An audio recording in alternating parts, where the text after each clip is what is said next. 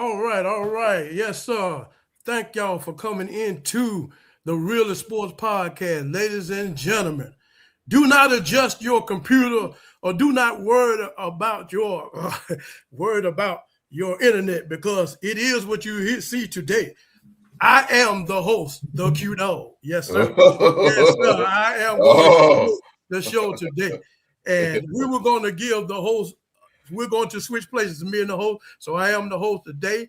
And I hope y'all come on in and sit down. We got some wonderful topics for y'all to enjoy today. And so, host, hit it for me. Yes, sir. Let's get it going, baby. Let's get it going. Can't accept the loss, I'm hard-headed. There's a little bit of madness to my method. Many falling off that fine line that I'm treading. I risk anything to be great and I'm not letting nobody rob me of my victory. Number one, that's what I'm meant to be. When by any means, only thing that makes sense to me, I can make nice or make history. I got that dog in me, yeah, turn me up. Big energy, got the crowd going nuts. I got that dog in me, yeah.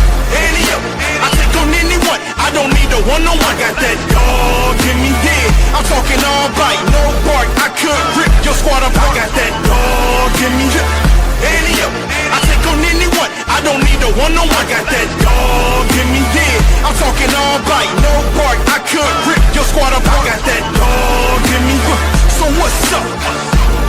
Yeah, so what's up? I told her move over. Enough of that mediocre, I've been the man since cruising around in the stroller. I got ice in my veins like a cut in Minnesota. Why not show you how I'm built? Come a little closer, ayy. Lot of heart, been smart, aura got a glow. We can restart, give head start, still get the same result. I'm about mine, don't you get it confused, I'm a win.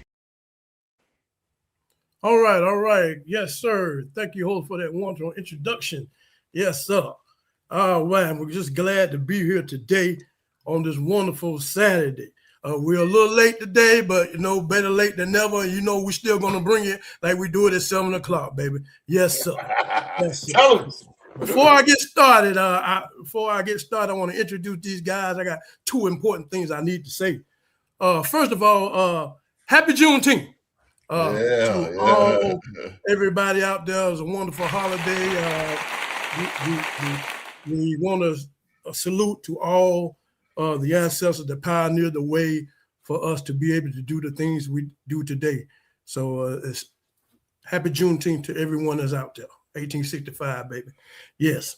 All right. The second thing I want to say is happy Father's Day. Happy Father's Day to all the fathers out there. You deserve to be celebrated. And it's a joyous moment for all fathers. And also there's mothers out there that are fathers too. And we want to say happy Father's Day to them too. And so I just wanted to get those two things out the way before I get started. Nonetheless, we're going to get started here, and I want to introduce you to this prestigious starting five. I wouldn't take this starting five over nobody in the world. Yes, sir. Yes, sir. This prestigious starting five. I'm going to start with this first guy. He resides in the DMV area. He once was part of the Triad area. He took his talents up north to the DMV area, but he did not know that we had a scout named Young Mark that will hunt him down and bring his talents to the Sports Podcast. We're glad we brought him aboard. He's 4 years into the making on the podcast. He represents the Jacksonville Jaguars, also the the Blue Devils, and also the Boston Celtics. This man right here, he's calm, cool, and collective, but don't let the smooth taste fool you, folks. Don't let it smooth you because he's like the Incredible Hulk. Don't get him mad. If you get him mad, he's going to hit you with a whole sports field of knowledge. Yes, sir. That's him, my man. Brandon from the DMV. Let's give it up for Rockstar Rock. Yes, sir. Hey, that's what I'm talking about. I like that introduction right there. Keep it going, Q-Dogg. Keep it going. Salute to the OG of the group. Yeah, Salute to the OG. man. That's all right there, bro. All right. Yes, sir. Yes, sir. Ladies and gentlemen, I can't let them all at one time. I got to release these dogs out of the cage one at a time. I let them go at one time. You can't be able to handle all that information. But I will put them on a leash when I let them out.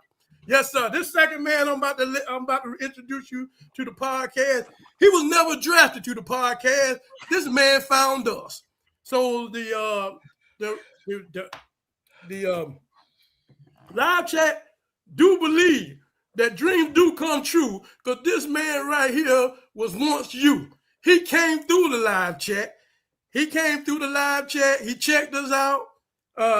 This guy wanted to be on the show, so we decided to give him a 10-day contract. We gave him a 10-day contract, and this man, he's excelled and above all means. And so after that, we just put this man on the show. This man is, he resides in Canada. He's our first international player on the Real Sports Podcast. And this man represents the Minnesota Vikings. And he represents the Toronto Raptors. And this man has brought nothing but knowledge. And he has excelled in everything that has his podcast that he has to offer for this podcast. And he is a Minnesota Vikings, iron sharpen irons. I am a Minnesota Vikings. You well know that. So you'll be on the lookout for us. So without further ado, he has 1 year in the league of the Real Sports Podcast. But I'm looking for many more years to come. This is my power forward. Tino Heat.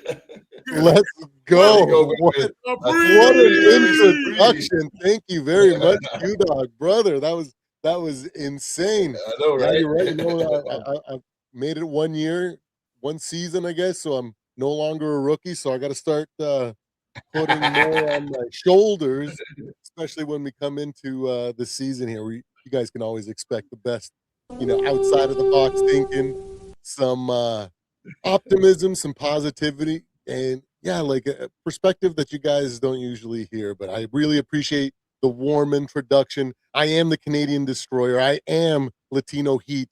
Purple and Gold Bars is the channel. I am Supreme, guys, and just like that's my dude right there, baby. Orale, ladies and gentlemen. That's my dude. That's my dude right there, baby. That's my dude. That's my man, Supreme, right there, man. Yes, sir.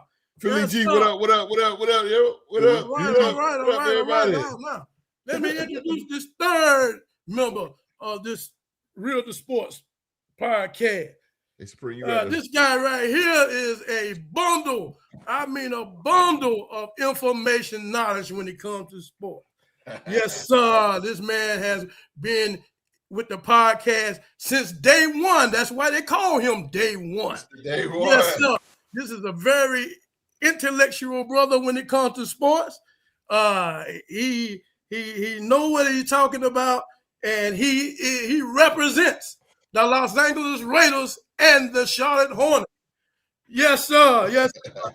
When he comes on, bro, you always got to be on your P's and Q's, because this bro is very cerebral when it comes to sports. Yes, sir. Every now and then I love this brother, because sometimes he drinks the purple Kool-Aid. And when he drinks the purple Kool-Aid, yes, sir, his horns start to go on the side of his head. Yes, sir. Yes, sir. I like it when he does.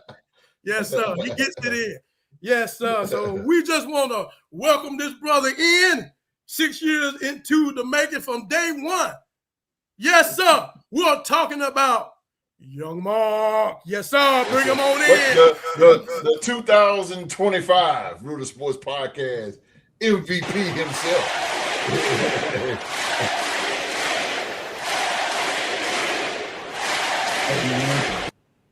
I appreciate you having me on. It's always a pleasure to be amongst my brothers on the Real Sports Podcast. And Q-Dogg, I'm excited to see what you're going to bring tonight. But you forgot one very important thing that you need to let the people know. I am the #1 Viking hater on the Real Sports Podcast. I gotta hate on the Vikings at all times, baby. Oh, don't be sad. Don't be sad. He said, I am the Wouldn't be Yogi, man.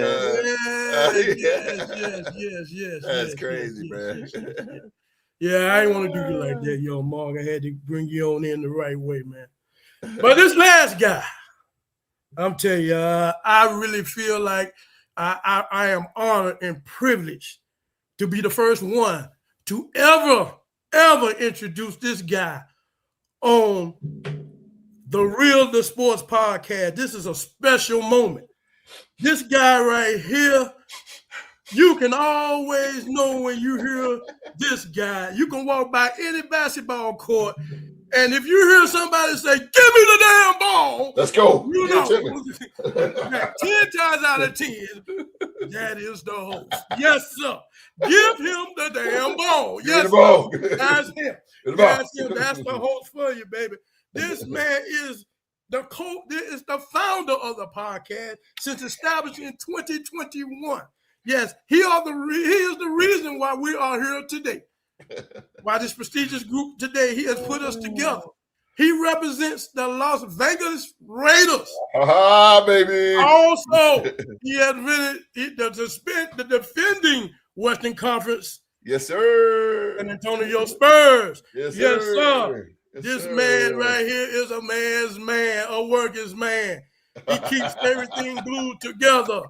Yes, sir. I'm telling you right now. So I'm shouting out to all the boys on the podcast, Supreme. I'm talking Mark,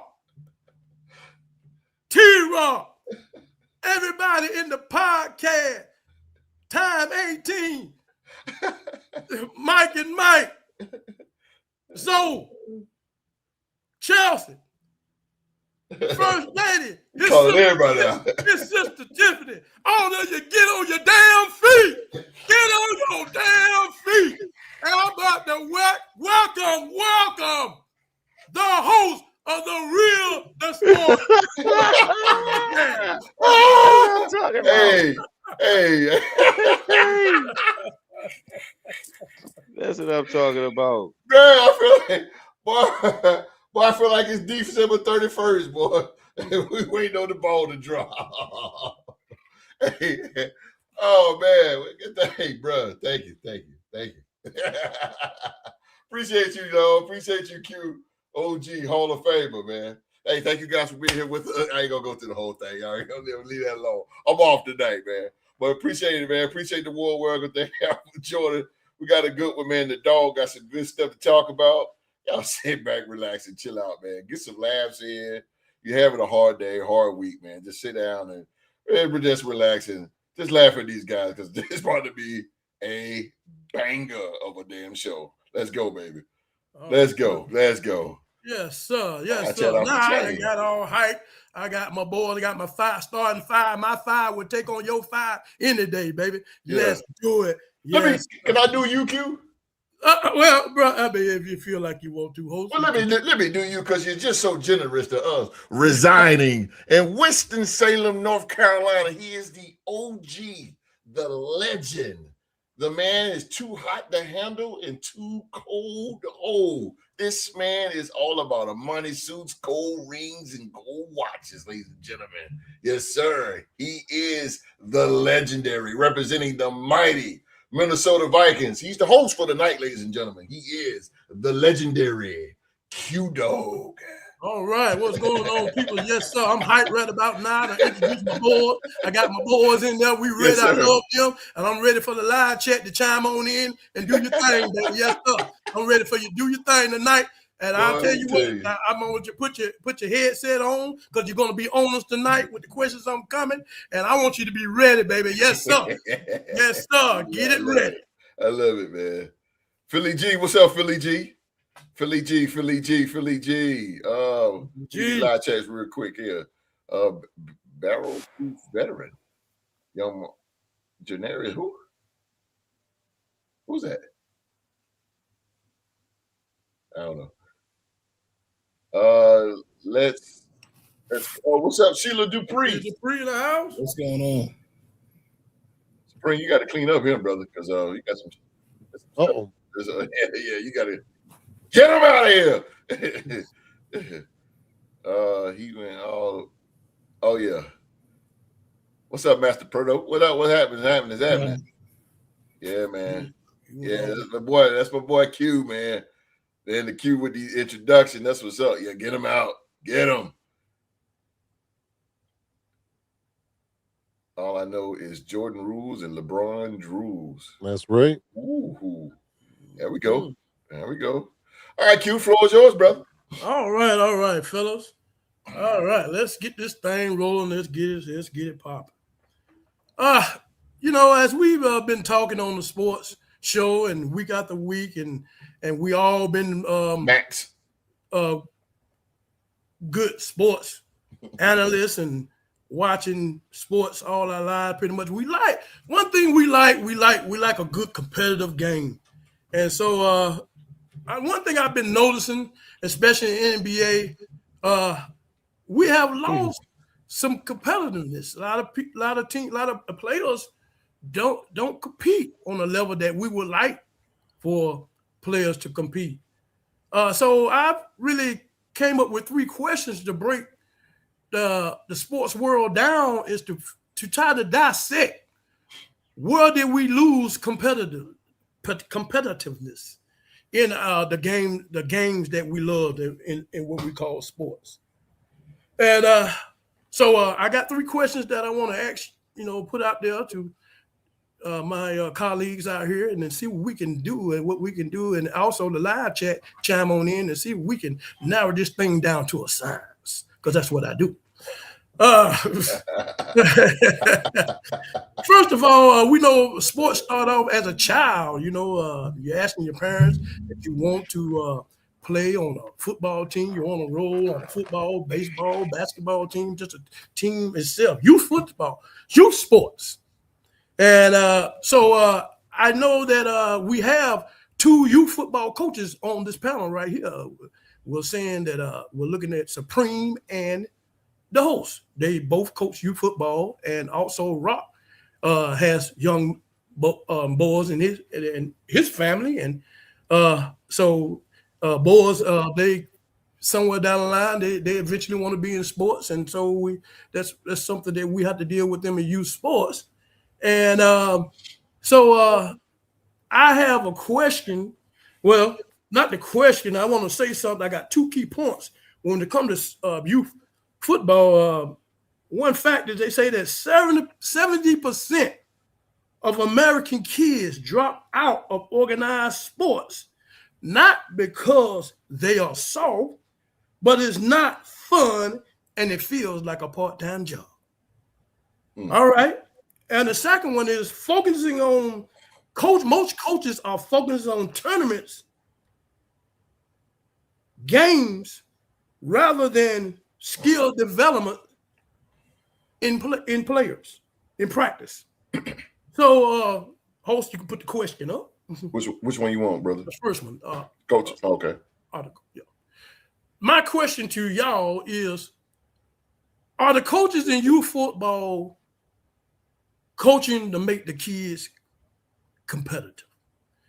I want to start off with this question with the 2 coaches. So I'm going to start out with Latino E.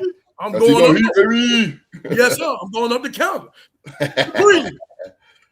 You being a coach and and involved with kids and the way the parents are today with children, and maybe I don't know if it allows you to be the type of coach you want to be, or what's going on in your idea far as kids being competitive in sports, and do you see there's a drop off, or you just give the world a general idea of, is the coaching making kids competitive in your aspect?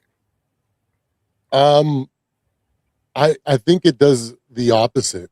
And there's also a caveat there, right? Because a lot of before practice starts, all of our coaches, all our position coaches get together, head coach, and we all will kind of complain that we can't go hard on these kids. They break easy. They're soft, right? Like, you can't say things. You can't be hard. You can't be stern with them. They don't respond. So we kind of, I'm already more like I already go by the positive kind of side. Like I know they can't handle the MJ way of leadership, of coaching. You know, you put a lot on them, you demand it, and you talk like tough. They just don't respond to that, and we're conditioned to just not even talk like that to them. And coaches are kind of scared. Like I know, like I'm the only one that doesn't swear, but like every single time a coach swears, they all gonna have to kind of like, even though there's no parents around or even close within earshot, they do this like, did somebody hear me swear to these kids? Because it's like, at least up in Canada, it is everybody's so like politically correct. We can't be harsh or mean. It's all about their feelings, and it just fosters the softness in them. And um, as a result, I think that's why a lot of kids quit. You know, I made a mistake at the beginning of the season with my O line. I put them through a pretty hard strength and conditioning circuit, and one of them quit immediately that week. I was like, ah, man, like and I knew soon as it happened, I was like, I think I kind of pushed these kids a little too hard, too quick. It was like the first or second week of the season, so they're all out of shape. You know, they're not in football shape. So that's what I would say. It's like it's hard to really make it seem like all these coaches don't, are soft. They don't have what it takes to be stern and foster championship mentality. They're kind of handicapped, right? They don't want to get the parents. Oh man, the parents call and complain about everything. My son didn't get enough playing time. My son, the kids are making fun of him, or you know what I mean. Like the coach didn't talk to my son this week, and it's like it's so like we don't like they don't want to step out of line, right? So it's just a um, kind of like a byproduct of this kind of like soft generation. We know they're soft, so we have to treat them soft. And I've never seen a soft team win a championship in anything. So I think that's what I would say is the reason to why it is the way that it is. Um, because you find, if you put any coach, you kind of push them a little bit. That's why they're going to quit. Our football league, like we practice twice a week.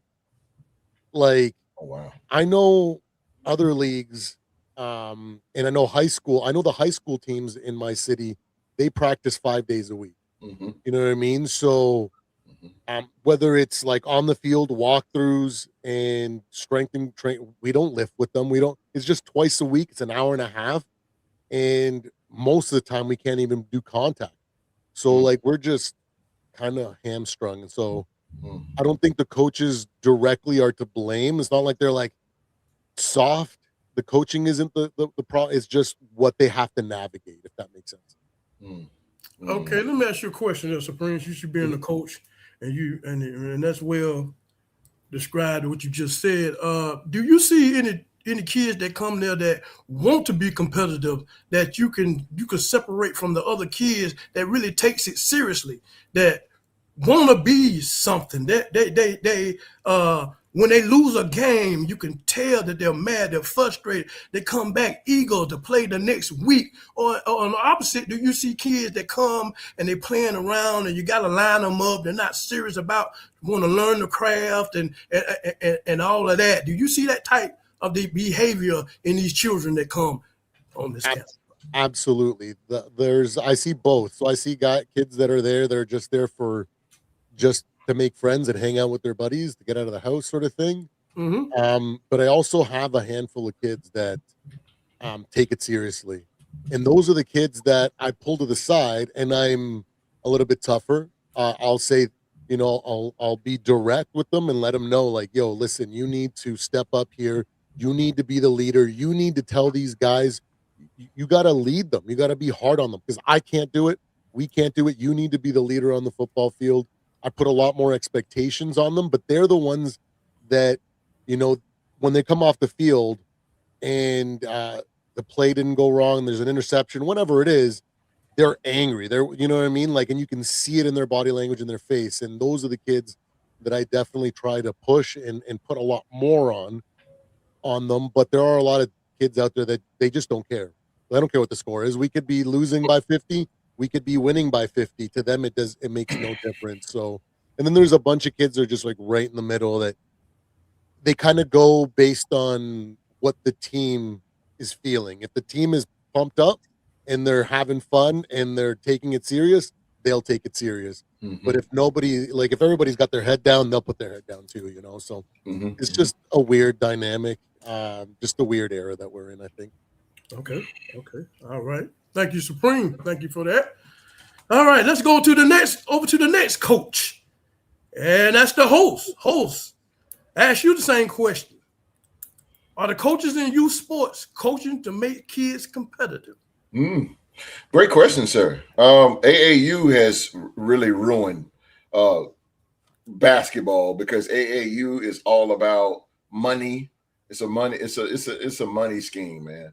A lot of kids that come to me, I coach YMCA basketball, and they come to me, and the parents come to me saying that they don't like AAU because AAU has 12 kids, 13 kids maybe, but they only run 7. And these people paying their money, just pay for their team, and they're not really getting taught the right way on how to play, and it's all politics. In AAU, you're just trying to get the best of the best on the court to win the championship. There's no teaching, there's no anything like that. But if you are doing bad, they will get on you pretty bad. Now, to go back with me, I got 2 teams. I got 11 and 12, and then I got a 13 and 14 team. Both of them we played today. But my 11 and 12, this is my first time with them and the parents. See, what I do is because to answer your question, making them competitive, I don't make them competitive. What I do is I try to get into their mind first. And what I do is first practice, I tell everybody before you come in that door, when you come in that door for practice, it means all business whatsoever. You're going to give me 100% every time you come in this door, because I'm giving you 100%. And we make that I make that agreement with them, verbal agreement, and then we go from there. But as a coach, man, you got to set the ground rules first, even with the parents, because parents will push these kids, man. I mean, parents are so hard on them, and they will push and push and push. And Supreme, you was talking about the swearing. Now that's something I don't do with my. I don't get too frustrated with my kids, but I do be on them. But that's why I'm saying you got to set the ground rules first for in order to get that. I don't run them a whole lot. I only got an hour of practice, so we get straight down to it. We go in there, we go straight to it. Look, this is what we're gonna do. This is how I want you to do it. I try to show them techniques, especially my 11 and 12, because they're younger. My 13 and 14, I had them for years growing up. So I got a relationship with their parents, and I got a relationship with them. Now I be getting on them. Now I get on them. I grab this, look, man, get it together. But I don't have to do that lately with them. But it's just all about relationship, man. And it teaching me patience big time. But again, mostly I don't teach them to be I want them to be competitive, but I care about wins and losses, but I just want them to get the game and how it feels to be in a tough game, because I'm in the YMCA, so my job is to get them to the next level, which is middle school and high school and then college or whatever I'm bringing them. Hopefully they're taking in them, but I don't know. I got some that's natural born killers. I got some that's like that, but I don't try to teach them, but I do get in their mind and say, listen, you got to run, you got to practice, you got to do this, you got to do that. Like, even long story short, we had a game today, and my 11 and 12, we won big time. My 13 and 14, we was down 14 in the fourth quarter. We was down. No, we was down 14 in the fourth quarter. First quarter, we was getting stumped, man. And all these kids that I had these kids before, I'm like, so I get in the huddle, I'm going in. Like, y'all act like y'all don't want to play. What's going on? I was mad because I know my team and I know their potential. Everybody's so sluggish or whatever. I said, man, y'all act like y'all don't want to play. Let's crank it up. Let's go. I start getting in everybody's face, like, let's go. Nick, my big man, he was playing weak. I said, Nick, I got in his ear, on the side of his ear. I said, Nick, wake up. Wake up like that. And guess what? Nick started getting it. All right, so we was down 14 in the fourth quarter. They was letting us come back. I said, look, man, I said, look, they letting us come back, y'all. They giving us a game. What y'all want to do? Y'all want to quit now? No, sir. I said, y'all want to quit now? No, sir. Let's go. Boom. We came back. Colin hit a three-pointer, 47-47, bro. We tied the game. In 8 minutes, we came back, 14 points. We came back. And I got into their mind, man. Do you want it or not? You want it or not? So that's how I roll it. We lost the game, ref. Oh God, I don't even want to go there because I'm mad. I'm mad, and so I don't even want to talk about it. I had to get some quick therapy for myself because the ref got me today. He got me, and he know he did. He said my bad, but it's all good. But anyway, yeah, man. To answer your question, brother Q, no. Some coaches do AAU, man. AAU don't care, man. Let me tell you something. You gonna get out there, you watching. If you get your kid in AAU, they do not care. They don't care. All they care about is winning and your money. That's all they care about. Me and the YMCA, I'm different. I'm unorthodox. I do actually care about the kid. I care about their form. I care about passing and all that good stuff. And so, yeah. Man, a little long-winded there. Yeah, nothing wrong with that. I'll tell you, man, as you guys as coaches, man, I kind of feel for y'all, man. Coaches need a new generation of children. To me, I'm too old school. I wouldn't be good at coaching. But I want to ask you another. I'll make it quick. Back on Supreme a little bit. Do you get these kids that come in there and I know you say you don't want to speak the competitive. Put that competitive nature in them. Do they show you that they have some kind of drive? Do some kids show you that they come in that's what they give that to you before you can give that to them? Yeah. They come in like that, and then and then like Supreme was saying, the parents, they coming in, they want you to be a father and a coach at the same time. You shouldn't be a father. You shouldn't be a coach at the same time. That's their job. You should just be the coach. And so y'all have to deal with all these different scenarios coming in. Why my coach, my son not playing and all this, or why he ain't doing this and that. And a lot of that has to do with the parent. But they they just pay the money and throw all the rest on y'all. Well, I don't have that problem. I don't have it because with my system, everybody plays. So I play everybody. But I don't know. I don't have any problems with my parents or anything like that. And I don't try to make them competitive like that because they're kids. And I don't want to put a lot of pressure. The game alone is a lot of pressure on them because you got the crowd and the parents cheering on. So they hear that. So that's a lot of pressure on. So I don't try to push them like that. Now my 13 and 14, I push a little bit, but not as much still because they're still kids. So yeah, I don't push so hard. I want to win the game deep down inside, bro. Like I want to get hate it, but I know like all right, gotta let me dial back a little bit. Let me dial back. You know what I mean? I got you. Mm-hmm. Yeah, like I do get kids that are like that are built with competitive edge, but I just can't use the MJ approach where I can just be hard on them. I have to encourage them, uplift them, and tell them that I believe in them, and tell them, hey, listen, I'm seeing this. If you can capitalize on this, you have the speed, you have the strength, you can do this. We've done this in practice. Our defensive line is much better than theirs. Yes, every single day in practice. So you can beat these guys, and then all of a sudden it changes something. But then there is a lot of kids that they doesn't matter. They just don't care like that, Me and him just alike, bro. Because I be like, man, this team is garbage. Y'all can't beat them. Okay. Come on, okay, coaches. Okay, we got y'all. We got y'all from the coach's perspective. We're gonna move on here, and I'm gonna drop down south there, down to Jacksonville County, and we're gonna get Dr. T-Rock perspective.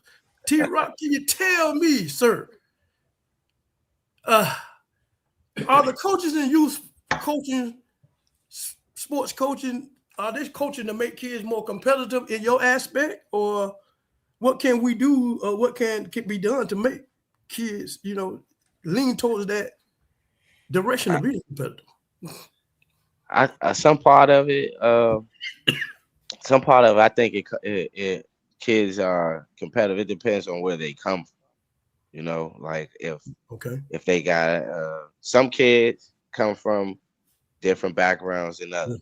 Mm-hmm. So you know, some kids are gonna have that where their parents give them everything, and then Right. there's some that have to work for Be everything, more hungry. Yeah. or they may have a lot of siblings to where as though they may get hand me down, or they may not have to. They may not be privileged enough to get everything that some other kids are able to get. And I think that's where the competitive nature kind of comes in. I Yes, sir. feel like a kid that has less may have that fire and desire to be more Yes, sir. competitive than the kid that's Yes, sir. always given something. Yes, sir. Because the kid that's always given something is usually the kid that's the first one to quit Yes, because he's sir. like, oh, this not going my way. Right. I can go here. This coach wanted me there anyway before I came to your team. So I think it goes a little bit with some kids being privileged and some kids not being privileged. And the Yes, sir. ones that you know that when you were asking Supreme and host about if do they find those kids that already have that competitive nature, those probably the kids that come from a little bit less fortunate than the The ones diamonds that in the Yes, rough. sir. That's Yes, sir. diamonds in yeah, the rough. you know, the diamonds in the rough, like he Yeah. say. Mhm. And you can always mold those diamonds in the rough into a perfect gem, Yes, you sir. know. And it's not to say that you can't do that with the kids that are privileged as well. Right. Because I myself, give you a little background. I played in recreational sport, basketball, rec league. You guys all know about rec league. That's when you go to Yes, your sir. recreation center and they got a team. It's either the team of the city that you live in, and that's the rec squad that you played for. So I grew up in Hyattsville. That was the rec center that I played for. And when I actually got to play, I was a little bit older when I started to play. So I was actually playing with kids that was in the rec center for years. Their dads, their moms, all in the program and whatnot. So I always knew that dang, I wasn't gonna get this much playing time. So I always had to be competitive. I had to show in practice. I had to, go above and beyond to at least get playing time because I knew, well, dang, the kids that were in front of me, it's rec league. You pay they have to play. You have to play in the game. You can't sit and be on the bench and your parents are paying rec fees and this, that, and the third uniforms and they don't see their kids play. I was one of the kids that um my parents wasn't fortunate. Well, my parents weren't always at my game. So and that kind of allowed me to be more competitive and had that fire because I didn't have nobody cheering for me in the stands, not all the time when I had games, or not even the times where it was important and I got in the games. I didn't, I looked to the side, didn't have a family member there. So sometimes those little things can allow you to give you that competitive nature in sports. And that's the thing that I would say that I learned from being in competitive sports. I always felt like, damn, I didn't get a fair shot, but I didn't never want to quit. Mm-mm. You know, I always kept going. If I got cut from varsity high school, I went the next year and tried out. If I didn't make it, I went and ran track. So you know what I'm saying. So I just think it all depends on like what host said, the kid's mentality. Like, and I like what he said. He doesn't think about the physical traits of what the kid can bring to his team. He's looking at their mental because in a 2-minute situation or it's a minute left in the game, and let's say he don't have any timeouts. He need his point guard to be focused and having that mental makeup that he's already channeled from the first day of practice. He got confidence in his team that he's like, we can do this, And I understand the same way with what Supreme was saying. You nowadays, like with my sons, like what Q-Dogg was saying from the beginning, I know they're eventually going to want to get in competitive sports. They already talked to me about it now. Got the football, basketball, soccer ball. They want to be involved. So Getting the fever. I try to tell them that, you know, life ain't fair. You're going to have to do the work. You're going to have to be good at it. You're going to have to practice. Because they look at me and they see me dribbling the basketball. I know, Host, your son probably see you dribbling the basketball and be like, Dad, how you get the ball through? How you dribble the ball through your leg? I told my son, you keep practicing at it, you do the same thing. So, but I am a little hard on my kids as well, my sons. When something don't go their way and they start crying, I tell them, yo, wipe your tears. Ain't no crying. Stop all that crying. Like, yo, that's not crying ain't gonna get you what you want. You know, so I will say that. But the coaching wise, I think it depends on how the coaches their mentality is going into who the kids that they're coaching. If the coach don't want to if he's not fully invested in what he wants to bring to the table to make sure that these kids thrive in life outside of playing in competitive sports, then that's what I think where some coaches fail with these kids is because nowadays they got NIL and all this other stuff that they're gonna be close to knowing about once they get out of high school. Because you know, you guys are putting kids that you guys are coaching, you guys are eventually coaching them to go to the next level in high school. Absolutely. Whereas though that coaching at high school level may not prepare them for what they need to know going into college, as far as with their name and likeness and things of that nature. So it's a real tricky situation being a coach. I shout out to my brother. He coached high school ball and prep league, and I shout out to you, Host and Supreme, for doing it. You know, I eventually want to make that step one day, but I got to work on my patience first. I got boys. I got my sons. I'm working with them before I, can go out there and coach somebody else's kids. You know. Yeah. Can I say something, Q? Go ahead, sir. I'll make it really brief. I promise you. But I want to add this in because I want to add this in when I was a kid, and the reason why. And Q, you can relate to this, Supreme. I was like this as a kid because of Michael Jordan and the competitive what he brought in, and I imitated that. Imitated his flat, whatever. But yeah, that's why I was, and I always been like that, man. And I was one of those diamonds in the rough that every time. That's why when we played pickup, I didn't lose. Long story short, here it was Bellevue, Florida. I lived in Ocala, but Bellevue was the next city over. And me, Sean, and Gator used to go play basketball and stuff around Ocala, the city, and let's play pickup ball, beating everybody, whatever. And so we hear from the grapevine, they was like, yo, this dude named OJ over at Bellevue Rec Center killing everybody. So I'm like, what? He doing what? And let's go. We ride over there. I'm checking him out. I'm just sitting there. I ain't play. I'm just sitting there checking him out. Like, yeah, I'm doing good. Whatever. Came back the next day. I got my squad. OJ, he was good. He had a left hand. He was left-handed, but boy, he can shoot. OJ was down there killing him. So let me tell you what the competitive nature in me. I remember like it was yesterday, bro. I was sitting down on the bleachers at the bottom, and OJ was in the corner, and he shot it. And when he shot it, he did a Steph Curry. He shot it, and the ball was in the air. He turned around and looked in my face and was like, like that, and he hit it. And you know what? It reminded me. You guys probably seen on Facebook when Dirk Nowitzki hit that corner 3-point jump shot, and Kobe was just like, yeah, you know what I'm saying? Hey, good shot. So that's what I was like. I was like, okay.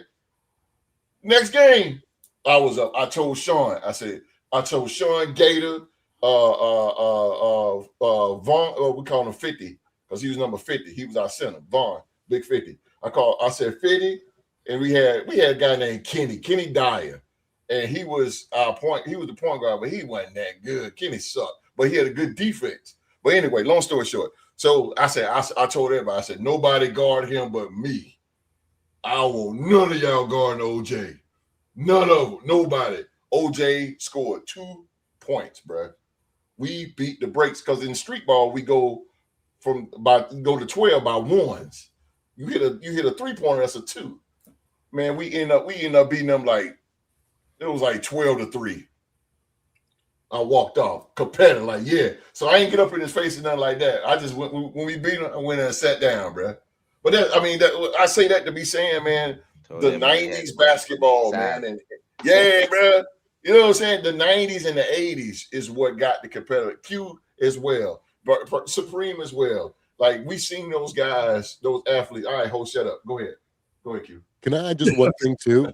For me, like my perspective might be a little skewed. I'm in Canada, and I'm also in a small town too. So there's 76,000 people, right? So I don't have, it might be a little bit different. I know with my nephews, my brother-in-law coaches them, and I see him get pretty heated with them, and they're only 10, you know what I mean? But in Ohio, they take football seriously, right? So right, football state. So that's just something to kind of keep in mind too. Yeah, kill yeah.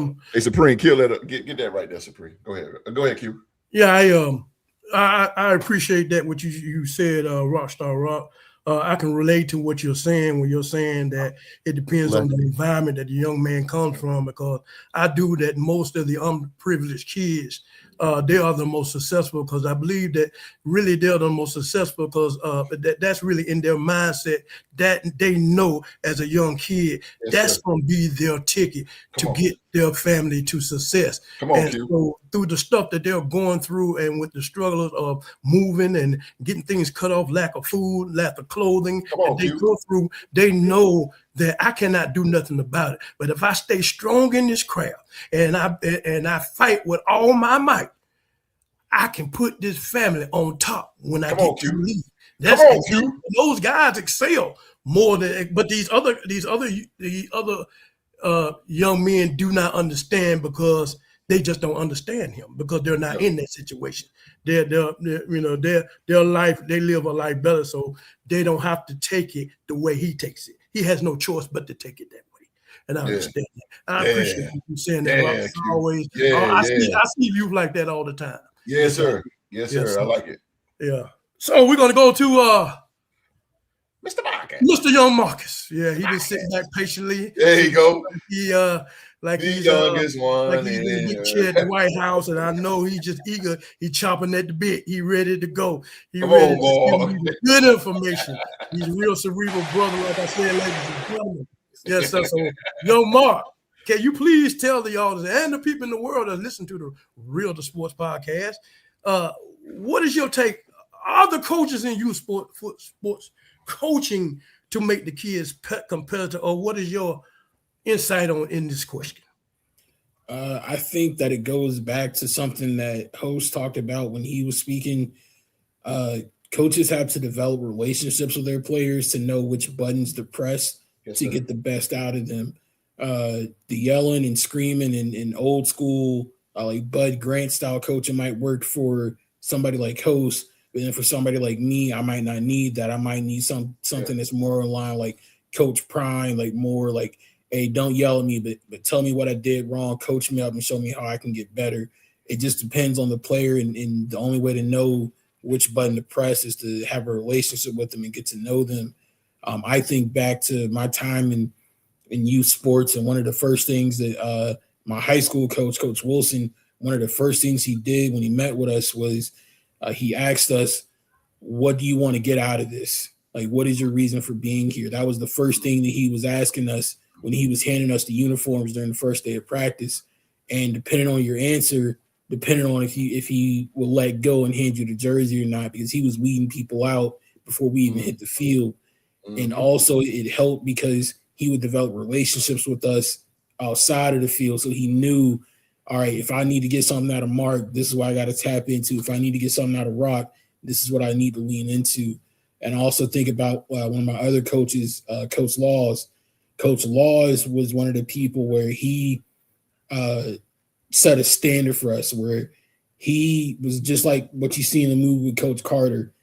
If you played on the football team, you had one of his classes, you had to sit in the front of the class, you had to be engaged, in the lesson. You had to be a leader amongst your peers. Like, he had high expectations for us, and he was as hard on us in the classroom as he was on the field, not because he was just trying to, be rude or be a dick or anything like that, but because, especially with those of us that he had in his class, he saw something in us, and he saw that we had a pathway forward, whether that was academically or on the field, and he really wanted to see us succeed. So I think you need to bring that back into coaching. I understand what Supreme was saying about everything in the world is politically correct now, and you're worried about what you can and can't say to people. But again, I think if you develop a relationship with your player and understand who they are and what makes them up, you can bring the best out of them as a coach. There's another side to this that nobody really hit on that I want to speak on with this, and that's the parenting side. There are some parents who ruin the kid before the coach can even get to them and try to bring that competitiveness out of them because they burnt them out at home. Not everybody responds well to the 5 a.m. wake-up calls, the constant weight training sessions during the offseason, that grind you hear people like Chris McCaffrey had to go through in order to reach the NFL, the workouts that you would see J.J. Watt doing after practice on Hard Knocks. There are some dudes who thrive off of that, and God bless them for it. And then there are other people where if you push this person too hard on top of everything else that they have to handle with school and with life and being an athlete, you're going to burn them out and make them fall out of love with the sport. And once you fall out of love with something, you're not going to give it the same amount of effort and energy if you still loved it. So I think another part of it, if you want kids to be more competitive on the field, on the court, it starts at home with the parenting. You want the kids to learn and be better and develop at the sport and keep practicing, like Rock mentioned, but you want to make it fun. You can work hard, but it doesn't have to suck. So I think that's the two sides of it. Coaches got to develop relationships with their players so they can know what buttons to press, and parents got to make sports fun for kids so that way they keep enjoying it and want to keep going at it and getting better at it. Good point. Yeah, good point. I really feel that's a good point. I really like the part what you said about parenting. Do you think that parenting should join hands with coaches and help the player to reach their full potential by joining hands together instead of fighting against the coaches, doing the things that bring negativity towards this young man and when he's trying to go and learn a craft and learn a skill and things are at the home that are not quote unquote helpful to his growing as a young man and a professional athlete, as far as the coach's side of helping him on that area, and then the parents not chipping in their part? Yeah, it definitely plays a part, and they have to be I don't want to say in lockstep with each other, but they have to be at least on the same page. Because again, if the parent at home is, I'm not trying to come after anybody's parent because I'm not a parent myself, but if the parent is at home pumping their kid up, telling them they're the hottest thing since Allen Iverson, or they're going to be the next LeBron James, and putting them up on a pedestal and pumping their head up, you're going to get a coach like Host and be uncoachable. And then you're mad when, why isn't my son playing? And you're the one in the stands raising hell about it. Exactly. It starts at home. The best athletes that you see in today's sports world, they come from parents who nurtured them, who helped them recover, who helped them get better. I personally prefer the parent that goes up to the coach after practice and says, "Hey, coach, I see that my child isn't playing. What can they do to get better so that way they can get on the field?" And then when you take them at home and you work with them on those things that coach told you, and in that way, if not this year or next year, they'll just keep getting better and better at it. And eventually either coach is not going to be able to deny their talents at it, or you're going to be able to take them somewhere else because they'll be ahead of the game now that they have the fundamentals mastered, and then that'll increase their chances to play. So I definitely think the parents need to be at least on the same page with coach and making the athlete at home in a better headspace. That way they're more coachable and more competitive when they get to coach. All right, man. I'm telling you, man, all y'all have hit head point on this subject right here. I like what I heard. I like Mark. I'm with Mark on that one, boy. I believe you took a page out of my book on that. You lucky on the host, and I would have said it first. I like Mark on that one, boy. I like that. I really appreciate it. All y'all have hit valid point. Yeah, like we got some guys coming in on the live chat. I think they want to comment on this subject. Can you please Philly G. He said you can read if you want to.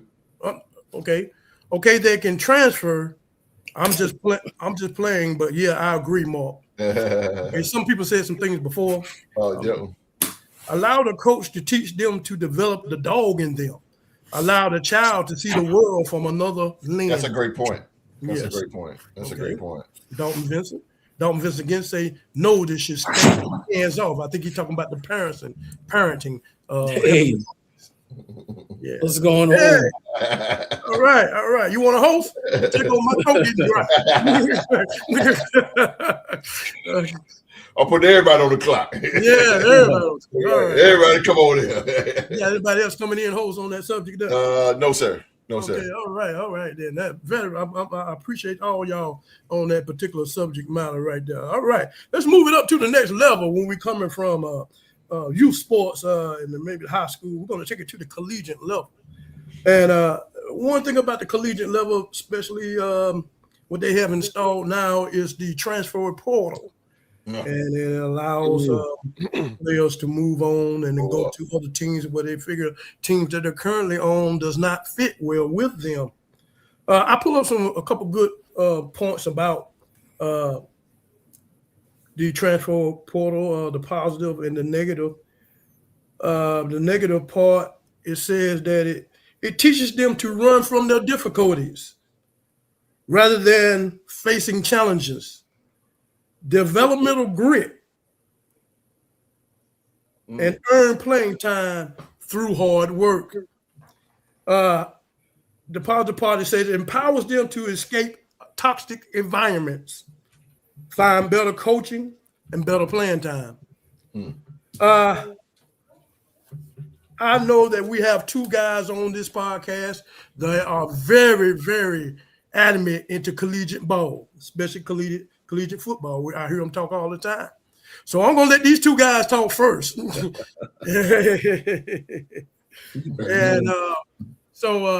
I want to get their aspect. Hope put the question up for me, please, sir. Yes, sir. Here we go. And the question is, do you think college transfer portal makes athletes weak, or does it empowers the athlete? And I'm gonna go back to the man with all the information, Mr. College Football himself. Yes, sir. Yeah, he gonna hit us with a bang. He gonna hit us in our mouth. Yes, sir. Guard your grill, baby. He gonna get you. I'm talking about Mr. Young Mark. Oh, Mark. Yes, sir. MVP. Mr. MVP. Tell me, Mr. Mark, Mr. MVP, do you think the college transfer portal make athletes weak, or does it empowers athletes, sir? There is a whole nother source in college football that is making athletes weak, and it is not the transfer portal. I think with everything in life, you have the good and the bad with it. I think about somebody like JT Daniels, who transferred to 5 different schools in 6 years. He went from USC to Georgia to West Virginia to Rice. He just bounced all over the place. And the common complaint that I hear with that amongst college football fans is, where do you call home? Because in college football, it's all about tradition and leaving a legacy and continuing on the timeless traditions of your school and repping your alma mater. Like, that means a lot to people in the college world. So when you have guys who bounce around a lot, they tend to get labeled as weak in the eyes of the fans. And I can understand that in some cases, but I think it actually empowers the players, because if you, in the old days before the transfer portal, if you transferred, period, you immediately lost a year of eligibility. You had to sit out an entire football season. So that took away your bite to the apple, especially if you had aspirations of going to the NFL. Nowadays, you can transfer and be eligible immediately, and I think that works for the players, because if I'm in a situation where I'm buried on the depth chart on working hard, but keep saying host, I'm sorry, but coaches and seeing me or whatever, instead of me being penalized and having to sit out a year, I can go to another situation and try to make myself better. Or in a case like one of my favorite college football players of all time, Baker Mayfield, he walked on at Texas Tech, hit the transfer portal, and went to Oklahoma and had to grind and earn his way into not only starting role, but he grind and earned his way all the way to the Heisman Trophy, going from a walk-on to a Heisman Trophy winner. So the transfer portal can help dogs like Baker Mayfield get in the right situation to where they can be unleashed and where they can show their talents and show why they should be playing at the highest level in the NFL. So in my personal opinion, I think the transfer portal empowers the players and at least at minimum puts them on even playing field with the coaches, because coaches can leave a school immediately, not face any consequences, and keep on making money. So why can't the players do it too? Okay, I get what you're saying on that. As far as you said that it empowers players, but I mean, you think it's like a double-edged sword, in a point where a lot of players might not be as fortunate as Baker Mayfield to get in the NFL and still strive. Where a lot of players that do transfer to multiple teams in the transfer portal and get to the NFL, that they feel that you can't be trusted, that you might quit on them through through hard coaching or whatever, and get frustrated, and you might give the lack of effort. You know what I'm saying? Because of you have been through all of these teams, and that has them embedded in your body that they're not to fight, that you can move on, but you can't do it in the NFL. So does that put in a terrible mindset of a player when they get to the NFL on the next level? I don't think it does. I think this goes back to my answer in the previous segment. This is where you have to get to know the player and the individual that you're bringing into your organization. Absolutely. Because there are plenty of dudes, and I'll put it to you like this, OG. Would you rather have a dude in the NFL who stayed at the same school for 4 years but only started 1 year because they weren't good enough to get the starting role, and then when they did get the starting role, they showed up like fool's gold, and you get them in your building and they suck, versus the dude who kept going to multiple schools at the highest level in college football, earned his way into a starting role everywhere he went, and had pretty consistent, if not better, numbers at each level. One prime candidate for that would be Cam Ward. He started out at small Incarnate Word for 1 year, transferred to Washington State for another year, then transferred to the University of Miami in his third year, and ended up going on to be the number 1 overall pick. He went into a bad situation with the Titans, not with a weak mindset because he transferred from a bunch of schools, but because he kept going from school to school to school. It was making him calloused. It was building up strength in him to where he can weather whatever storm comes his way. So it really just depends on the individual person when you're trying to make that assessment. I can concur on that, because we had Case Keenum, and he took us all the way to the NFC Championship, and we got rid of him, brother, and Kirk Cousins. Man, I tell you, I can concur. I understand what you're saying on that, my brother. Yes, sir. Yes, sir. Yeah, yes, sir. Yeah, that reminds me of that. I'm sorry about that. I had a moment there. Anyway, let's move on. Let's move on to the next collegiate man, and let's get his input on this question. That's Rockstar Rock down there represents the Jacksonville Jaguars. Yes, sir. Mr. Rockstar Rock, what is your input and what is your intellect, since you've been a collegiate man the way you are, and you into college ball the way you are, Mr. Rock? Tell the world, do you think that the college transfer portal makes athletes weak, or does it empower athletes? No. Oh, that's left behind. You want to go live real quick? Oh yeah, go live real quick. You ready, Rob? Yes, sir. My children were down here playing. I had to tell them to get out of the living room. Boy, I like Delvin. Delvin got some good shit go. I like that, Delvin. I see you, baby. Yeah, that's good. That's good. But I would say it's both. I say it makes the athletes weak, and it gives them the power to do it, because Donald Trump, our president, just tried. I believe he's putting in an order to actually only give the kids one. Now they can only transfer one time now. Mhm. I think he's trying to put a direct order or something like that. He's doing something where he's trying to stop the chaos as far as what is called the transfer portal in college sports. The reason I say it may make the athlete weak because like, it's just what we went over in the last topic, the competitiveness. That's because it's a guy that's in front of you and you transfer to the school and where's the competitiveness to say, man, I'm gonna go take this guy's spot. I'm gonna go earn Good my point. minutes. Good point. You Good know, point. some dudes go to the school, collect that NIL check, sit on the bench, and then they out of there, and then they doing something else, collecting another NIL check from another school. Majority of the guys that just transferred from Ole Miss, some of them guys transferred from Ole Miss, they followed Lane Kiffin to LSU. So they collected the NIL money that they got from Ole Miss, and they're gonna collect that bag from going to LSU. Because the landscape of where LSU is than Ole Miss in the recruiting portal and things of that nature. So I mean, and I say this as far as them having the empower to do this, for years athletes always in college sports have been being underpaid. They haven't been paid. And now that they are, now that they're taking full advantage of what's out there. If I'm making, kids looking at it like this, I'm making 75,000 to come to this school. But the next school want me to come there and they're gonna pay me $2 million. So I'm supposed to sit here for 75K with it. That's $2 million.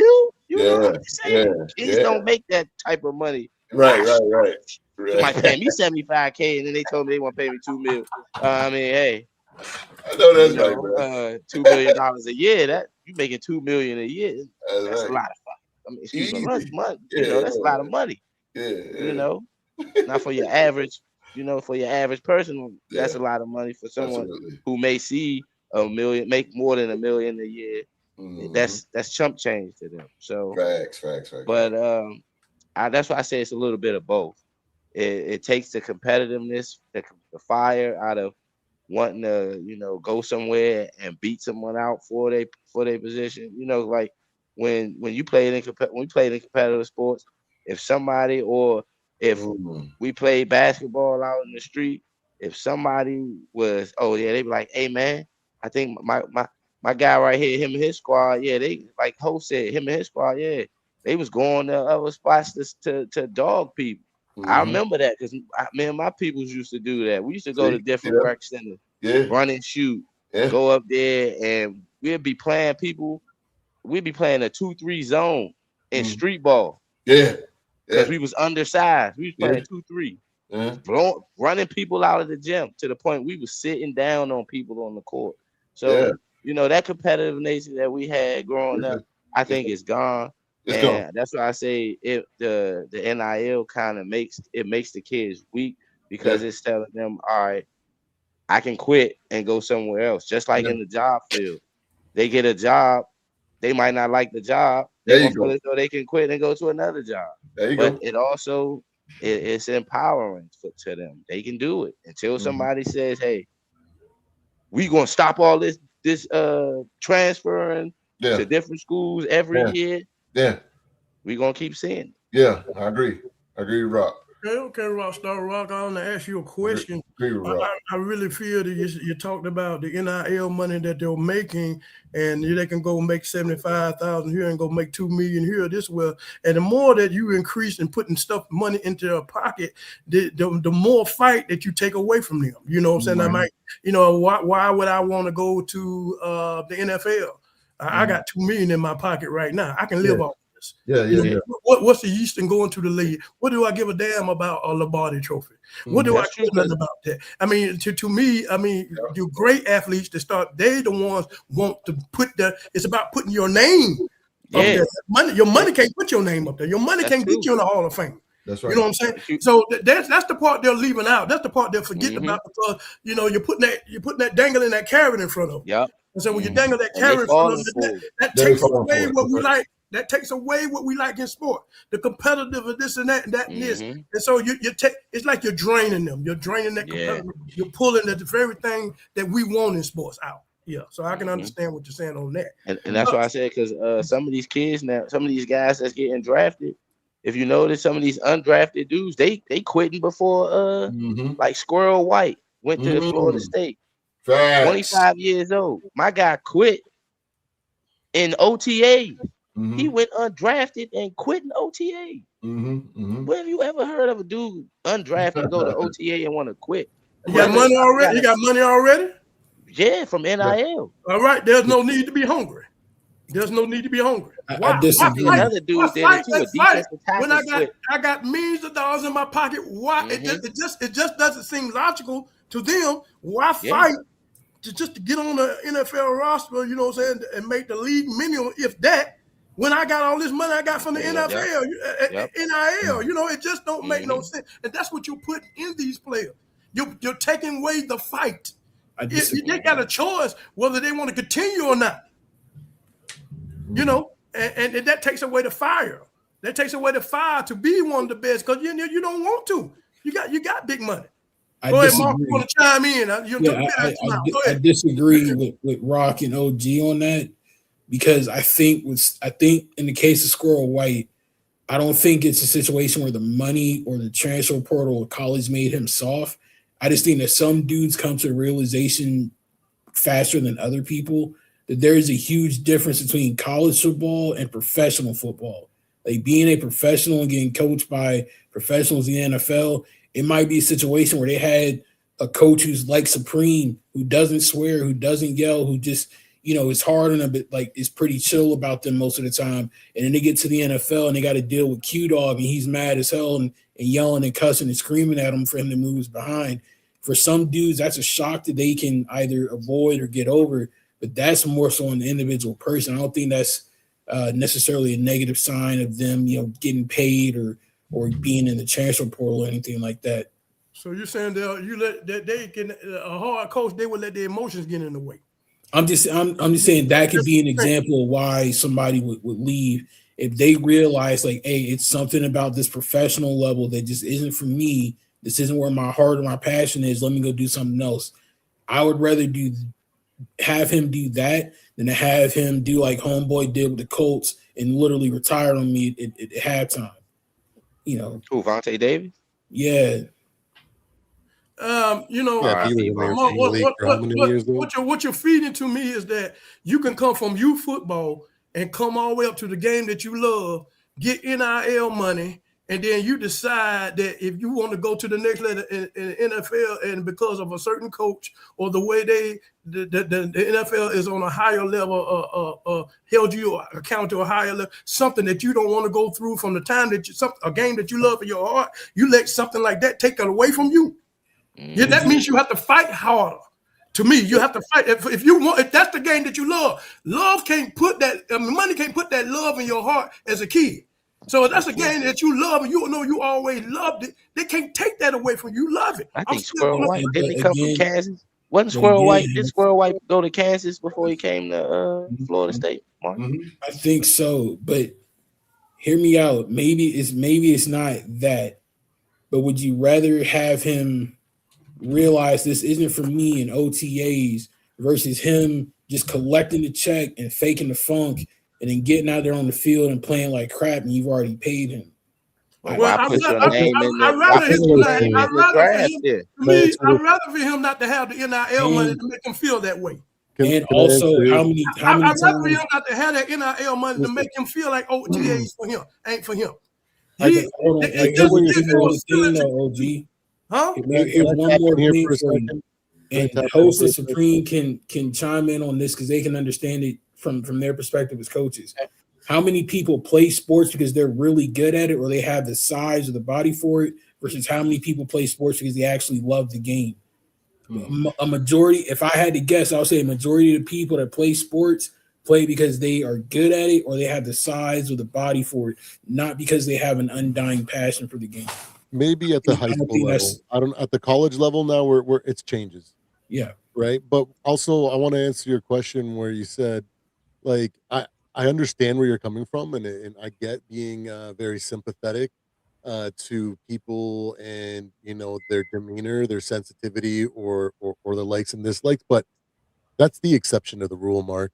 The majority of these guys aren't in that where they can't handle a certain attitude or a amount of pressure or whatever the case is. The majority of the average and the majority are closer to what Q-Dogg is saying. They get incentivized because their competitive nature isn't no longer to be written in the history books, it's to be written in their checkbooks. They care more about competing to get more money and their ambitions and their priorities are about that over prioritizing getting to the league or doing other things, because we just see that every single year at the college level, at the pro level, right?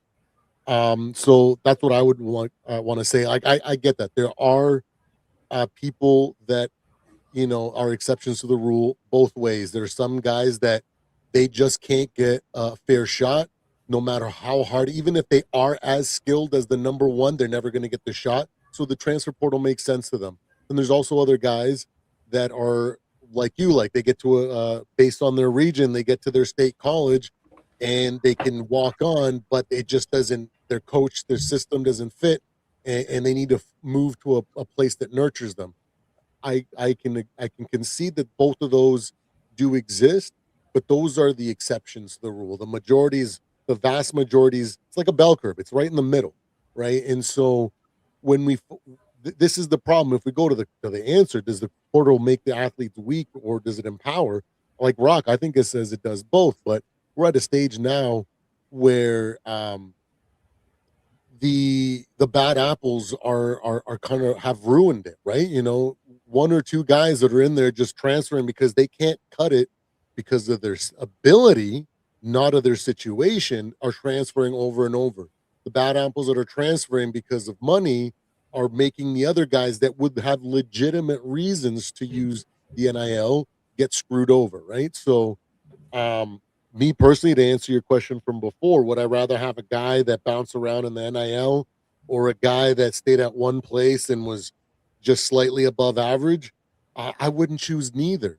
I wouldn't choose either. I would want a guy that showed up, red shirt, wasn't good enough to make it, but from the moment to year 2 or year 3, they improved consistently, and their mindset was like, I'm gonna beat the person in front of me to take their spot. If I'm the 4th string receiver, by the end of the season, I'm gonna be the 3rd or the 2nd, and then I'm gonna go to the 1st, and I'm gonna be that guy by the end of my tenure, because that process to me is what builds championships. It's what builds character. It's what builds perseverance.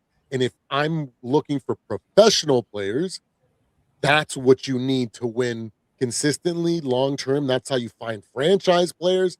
That's how you find loyal players like Tom Brady that'll stay for like almost their entire career, or name any professional athlete that just got drafted by their team and then just never left. That's what I would be looking for. And the NIL has created this kind of atmosphere where we really don't know what they are, right? You could be right. There could be diamonds in the rough that they're going to jump from this school to this school to this school, and they finally get in a position where nobody's better than them, so they can go put up 1,600 yards receiving or rushing for like 1,800. But then as soon as they get to the league, because they've never faced adversity, the first time a team really takes it to them, they're like, wow, I was running for $180 every game, and now I can barely run for 36 yards. Those are the guys that flake off, and all of a sudden you've wasted a draft pick on this kid.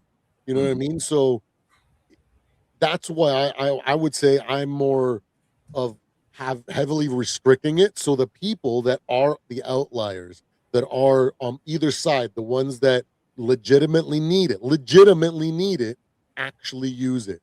And it isn't just used all willy-nilly like it has become, if that makes sense. Okay. Yes, sir. So what we're going to do is we're going to move on, and we're going to move on to the host. And he's been sitting there quietly, patiently. We're going to get him riled back up and get that energy drink in your host. And we want to ask this question to you. What do you think, host? Do you think the college transfer portal makes the athlete weak, or does it empowers the athlete? Man, I'm sitting here listening to y'all like a fan, bro. I'm enjoying this, man. You got me in the spot. I'm batting out to Mark McGuire, Sammy Sosa, and Barry Bonds. Yeah. Good gracious. Nobody don't care who bat out to them.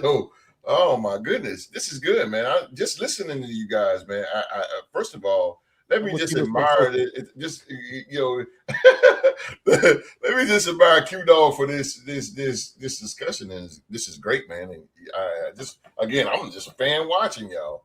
But I don't like the NIL. I can't stand it, man. Does it empower? I think it makes the athletes weak on one part because, I used this before on the show, Dylan Gabriel, who played for South Florida. He played for Oklahoma, and then he went to Oregon. I don't like that. I don't like when players jump from here to here to there. And I think one of y'all just just beat McGraw. But I don't like that, man, because I think one of y'all just said, I think Rock said it. It's like being on a job, man, and whoever's hiring you, they look at your resume. They're gonna be like, "Why are you jumping here to there?" They want to know, like, why are you going here to there to there to there? Now, Supreme made a good point about taking the position. If you're a quarterback and you want to be a number one quarterback, then you'll go to another school. But I don't believe in that. I believe that you should work your ass off to get that number one spot on that team. That's what I believe. I don't. What's up, Chelsea? Chelsea, what's going on? What's going on, Chelsea? What's up? But yeah, I don't like it, man. I can't stand it. I do not. When it does it empower? Would it come down to money? I don't like the money thing either, because why would you give a young kid money like that? With the Henry Ruggs situation and all that, does that not wake up everything? You cannot give a kid a whole lot of money like that, and because he becomes, I think one of y'all said it, and I just put it in another term, a spoiled brat. Because what's going to happen is he's getting that major bag, and when he goes to the pro, guess what he's going to do? If he's not getting paid, he's going to sit out training camp. Le'Veon Bell used to do it. I'm not playing until they give me this and this and that. Jamar Chase did it. I'm not playing until they give me this and this and that. And here I go. Back in the 90s and the 80s, you never heard that. You never heard that. Even in the NBA, we never heard what Michael Jordan made. We never heard what Larry Bird and Magic. We never heard about it. They never talked about it. They never complained about it. And I don't like it, man. It's a terrible idea to get these kids so much money, man. Cooper Flagg made like $1 million, bro. His family's already rich. Yeah. But he made like $1 million just being in Duke. I'm not saying he don't have the hunger for it, but like I think one of y'all said, if you don't make it to the NBA Finals, like, whatever. I enjoy my millions at home. See, I don't like that, man. I don't like that. And that's not going to make you a real man out here, bro. It's not going to make you a real man whatsoever, man, because you're going to have a wife and kid and all that. And guess what you're going to do? You're going to settle for the mediocre. I think the NIL keeps you right there at the mediocre, man, to reaching your potential. And it's just like lifting weights. You lifting 20. But, bro, you didn't lift 20 for about a month. Don't you think it's time to go to 50? And then after 50, then you go to 100. You know what I mean? But they just staying at 20. Staying at 20, bro. I ain't got to work hard. I ain't got to do this. I'm just going to, keep it 20. And I just don't like it, man. I don't like it. And Chelsea said Nick Saban. That's why Nick Saban got out of here, man. Mm-hmm. Nick Saban did not like it, bro. He did not like it. Huh? OG, do you notice the trend here that all the people who disagree with the transfer portal and NIL root for traditional blue blood programs in college sports? Rock being a Florida State Seminole, Supreme supporting the Michigan Wolverines, Host being an Alabama fan. These are all perennial powerhouses who have won. I've only been in NCAA for 2 years now. I've only been into it for 2 years, so I don't have that kind of wealth. But let me ask you this, Mark. Let me ask Mark something. That type of competitor, though. Mark, I know you don't have any kids, but if you got a son, let's say your son is 13 years old, and he said, "Dad, can I have $20? What you gonna tell him? Yeah, he ain't done nothing around the house. Would you give it to him? No, because it wasn't given to me. Why? Everything that I had to earn and work for. You can do the same thing. You can do the same thing in college athletics. No, sir.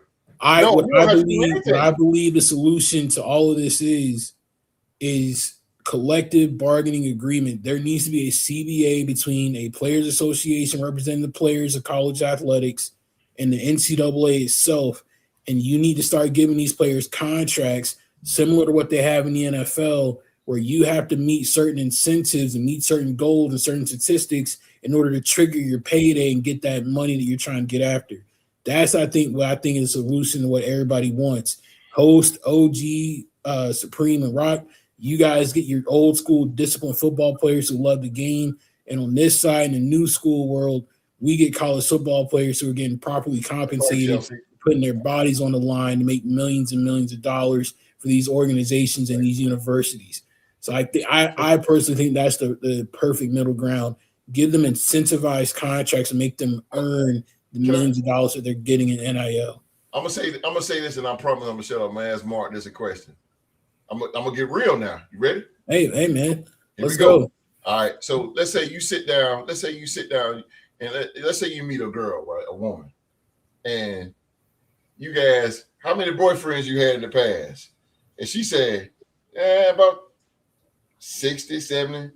How you gonna feel about her? About how many? Yeah. 60 or 70. How many you gonna feel about her? What you gonna feel about her?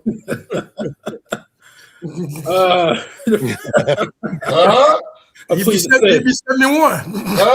I plead the fifth. He'd be 71. He'd be 71. That's all. The thing is, I plead the fifth. That's a heck of an analogy for sure. That really is. I plead the fifth. I have a lot of questions on that one, bro. At the end of the day, also, why are you gonna have questions? Like, why have two separate leagues at this point? Between college, college, like, hold on. I'm grilling Mark. I love him to death, but I gotta grill him. Well, why are you gonna look at her? I'll give you a like chance to answer the question, Supreme, out the host. Yes. Sure. You said, why am I looking at her like that? Yeah. If she I'm said asking questions because that's a lot of people, man. That's a lot of times you didn't dip your spoon in the pot. You know what I mean? Okay. Like, I got to be safe out here in these streets. Like Ice Cube scarred me for life. I ain't trying to catch that now. Here, okay. That's the most PG way I can put it, ladies and gentlemen. But what I'm saying is, you're gonna look at her funny because you're gonna see all the teams that she done been on. I'm being discreet here. All the teams that she done been on, you done seen that. So you're gonna be looking like, no, you might leave me too. You know what I'm saying? That's what I'm saying. It's not good. But if you get a daisy fresh rookie, that's somebody you can mold from clay, or somebody like that, then if somebody come in with just one team or one girl just come in here with one guy, you're gonna be like, okay, yeah, she ain't been around, so yeah, yeah. I would like to answer your question with a question. Then, okay. Uh-huh. In terms of, I'm keeping it strictly in the realm of sports. I ain't getting into real life stuff. Come on, man, give me something. I'm sorry. What's the difference? What's the difference between Deshaun Stribling, who transferred to 3 different schools in 3 years, went from LSU, Oklahoma State to Ole Miss? What's the difference between him going to 3 different schools in college versus somebody in the NFL who might start off as with the Vikings, get cut, go play for the Jaguars, get cut, go play for the Raiders and get cut? What's the difference between the two of them? You just said the word, get cut. You got cut. You didn't just leave. In the portal, you leave. You voluntarily want to leave. You quit. You got cut, though. So you ain't got no choice. You got to go. Okay. You forget, Mark, remember when we got blown out by Georgia? Half of our scholarship players entered the transfer portal. We didn't make the college football playoff. Florida State. All right, we're going to do that's a good point. Put my headset down. Shutting up. Yeah, we're going to go ahead and move on to Supreme. And we're going to give him a shot at this question. And then we're going to go into the live chat and get their input too, because they're part of this podcast. Supreme already hit, didn't he? I did kind of hit it a little bit when A little bit. I didn't want you to go into it a little bit, but you was Oh, I'm sorry. you I got pulled ahead of into it. I want to roll out the red carpet to Yes, you. sir. Yes, sir. I understand. Yeah, I'm so sorry, let me do what I do, and so Tell him, so Chip. yes, sir. Supreme. You know what the question is that's been asked here, and we want to get your input in. Do you think that the college transport make athletes weak, or does it empower them? Give America your best honest assessment. I think like I said, it does both. Like, because you can't really deny what we see, right? There are some players that abuse it and some players that don't, right? Like Baker Mayfield's an example, or other guys that have actually been able to use it appropriately. But then there's other guys that we see that it's made them weak. But I also want to look at it through a mentality factor. Like I'm old school, like I didn't, even though I grew up in the MJ era, I wasn't into basketball like that. My uncles made me watch those series, but I wasn't like invested like you guys were, right? I was still pretty young. I've just always been a natural. I just didn't like to lose, that's me. And there's a drive internally that just I have.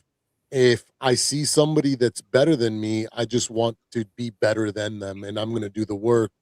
My dad used to take me out when it came to soccer. He put me through some of the craziest practices just with him, and he'd do crazy things like he'd inflate a soccer ball so like heavy so that it hurt to kick it, and he'd make me practice with the ball like that. And he was like, if you can like play really well with a ball like this and kick the ball like and you don't care that it hurts, when you play with a regular ball, you're gonna have so much power and you're gonna have so much more control. And that's where I come from, right? So when it comes to the transfer portal, right, like my mentality comes from this is like I want to see people face the challenges that they have, the road in front of them, because that is going to build them to whoever they are. The transfer portal, I think, robs us from having some of these kids go through that that road, and as a result, we have no idea how many of those kids could have become the next great one, because they never had to go push, and so they get the easier route.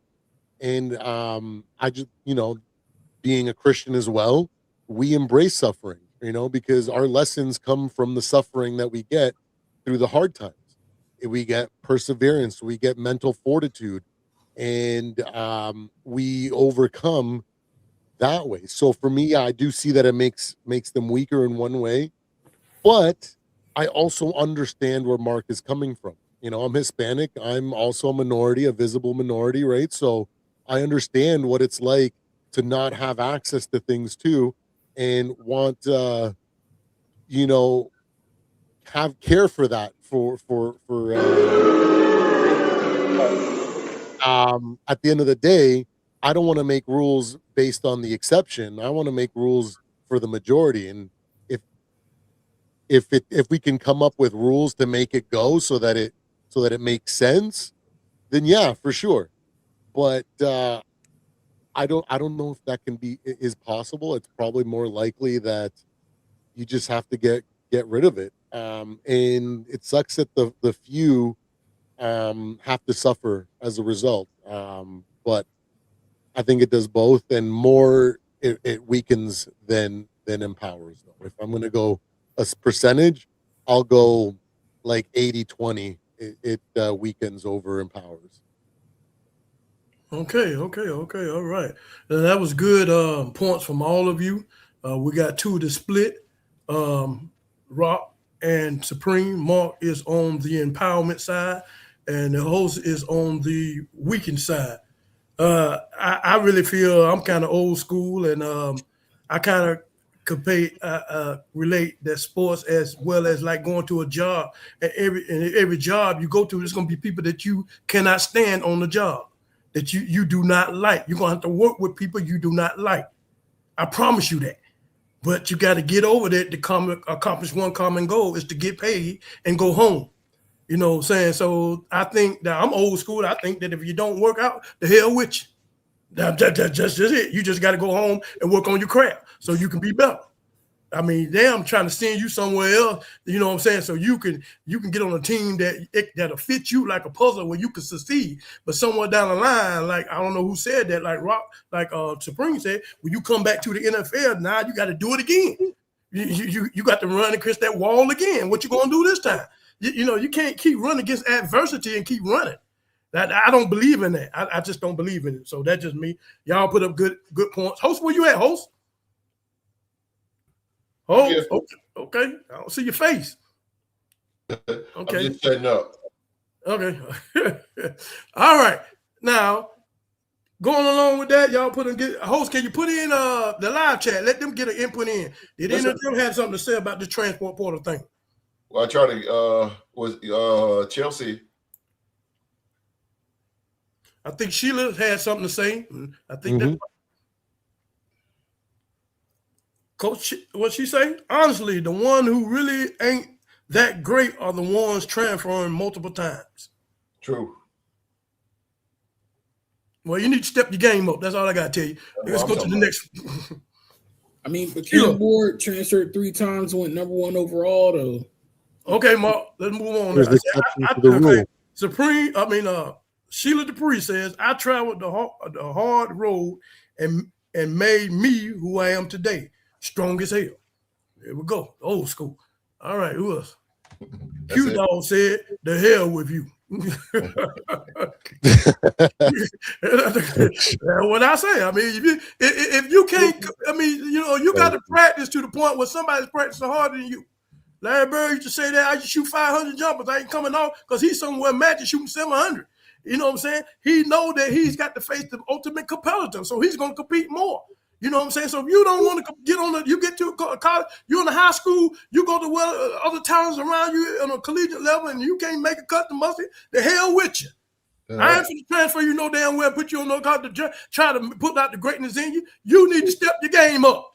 That's it. Drew to the game. What's up, Drew? Oh, Drew. Hey, Drew, I wish you would have came earlier. I got you in on that the earlier topic. Man. Okay, it say Philly G, Mark, that's one person.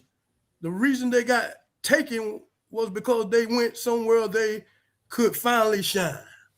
So who is he talking about, Mark? He could be talking about Baker Mayfield, or he could be talking about Cam Ward. Cam Ward, I think. Yeah, Cam Ward. Okay. There's plenty of examples. Okay, all right. Let's go. Let's go to the next one. You got another one, host? No, so that's it. All right. Thank y'all for chiming in on that particular subject of the NIL. We really do appreciate that. Can I add one last thing on the? Do you mind if I add one last thing on the NIL too? Go ahead, sir. Now, there's one thing like Mark, you were talking about, and I know that there's money involved right now, like, and we want to get these kids paid and whatnot. But then at this point, it turns into like, what's the point of having professional leagues if college kids can make a good money to the point where they can, invest it and be smart with it and end up right, Chelsea, doing something, like having a good steady life, so what it should be like, if everybody, like at the college level, everybody should get a shot, like it shouldn't be about who can make the team the most money or blah blah blah, all these things, right? And like we have to draw a line at some point, because we got professional sports for a reason, and if they're getting paid like semi-pro athletes or pro athletes, like they're students, they should be focused on their education as well, and there should be some sort of line being drawn to that. So another reason why yet, like I said, has to be super heavily regulated so it makes sense, or or it just can't be a thing. And maybe that just means that some of these colleges and the universities, maybe something has to be put in place where the money that they make from merchandising goes to not just football, it goes to the school, to other sports, to the betterment of education, because they make millions, right? Like, did we forget there's students? They're there for an education. It should be first. I get they're really good athletes and stuff, and they have the potential to go pro, But I think the money kind of sours that aspect. So that's one aspect that I think we didn't really talk about. It does. Mark, do you want to counteract that, though? I do. I agree with Supreme. I think the issue isn't so much that they're getting money from their name, image, and likeness. I think it's the fact that we never set a salary cap on how much they can make. And in my opinion, just to sum it up real quick, there is no reason why DJ Lagway should be able to wash out of Florida and transfer to Baylor and still make enough money to be living off campus in a mansion when he's on his second school after washing out at Florida. That's where I think it's really gotten out of hand. Should I have enough money to live off of and eat off of as a college athlete? Yes. But should it be to the point where I'm literally in a $3.4 million house while I'm a college student?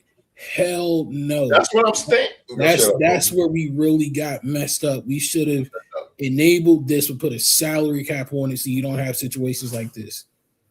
Or to the point where you're paying a quarterback $6 million for him to go gamble and then never play it down to football for you. But I digress. That's what I'm saying. Okay. And now he's in the The focus should be different. It should be their education, and everybody should get a chance to play and shine. You know? Okay, gentlemen. Okay, we're gonna move on. Chelsea put one in the comment there. Host, can you pop it up so we can read it? She said the system fails to teach young athletes how to handle adversity and work through hardships, teaching them instead to run or abandon their teammates the moment things get difficulty. Herb Street, yeah. Yes, I agree with her. I think what we're doing now, we're still following from the roots of, sports as a kid. We're still doing the pampering type of thing. And I really feel that, and we're translating this as they get older, we want to feel the sorrowness and want to help them out and get, but we push away the word of persevering and hard work. We're pushing that word away. We really are pushing that word away so that we can make every athlete a great athlete. Every athlete can't be a great athlete. Some work harder than others. And so, but that's on you if you don't want to work hard and grind, and be on a certain level, you know what I'm saying? We don't want to continue to just pass you by and put money in your pocket. You know what I'm saying? I mean, I just think this thing done got out of hand with the NIL. Okay, well, we're going to move on to the last but not least question. And we're going to talk about when athlete makes it to the pro level. And we're talking about a lot of these athletes with these lucrative contracts, with making 160, 150 million, 140 million. And we see that a lot of these guys, to me, they're held to a certain accountability because of the money that you make. And a lot of owners out there really are not getting the best bang for their buck. And let me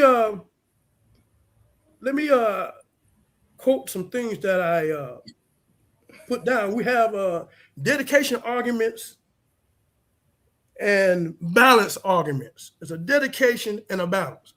Some people believe in a dedication. Some believe in a balance when it comes to a professional athlete.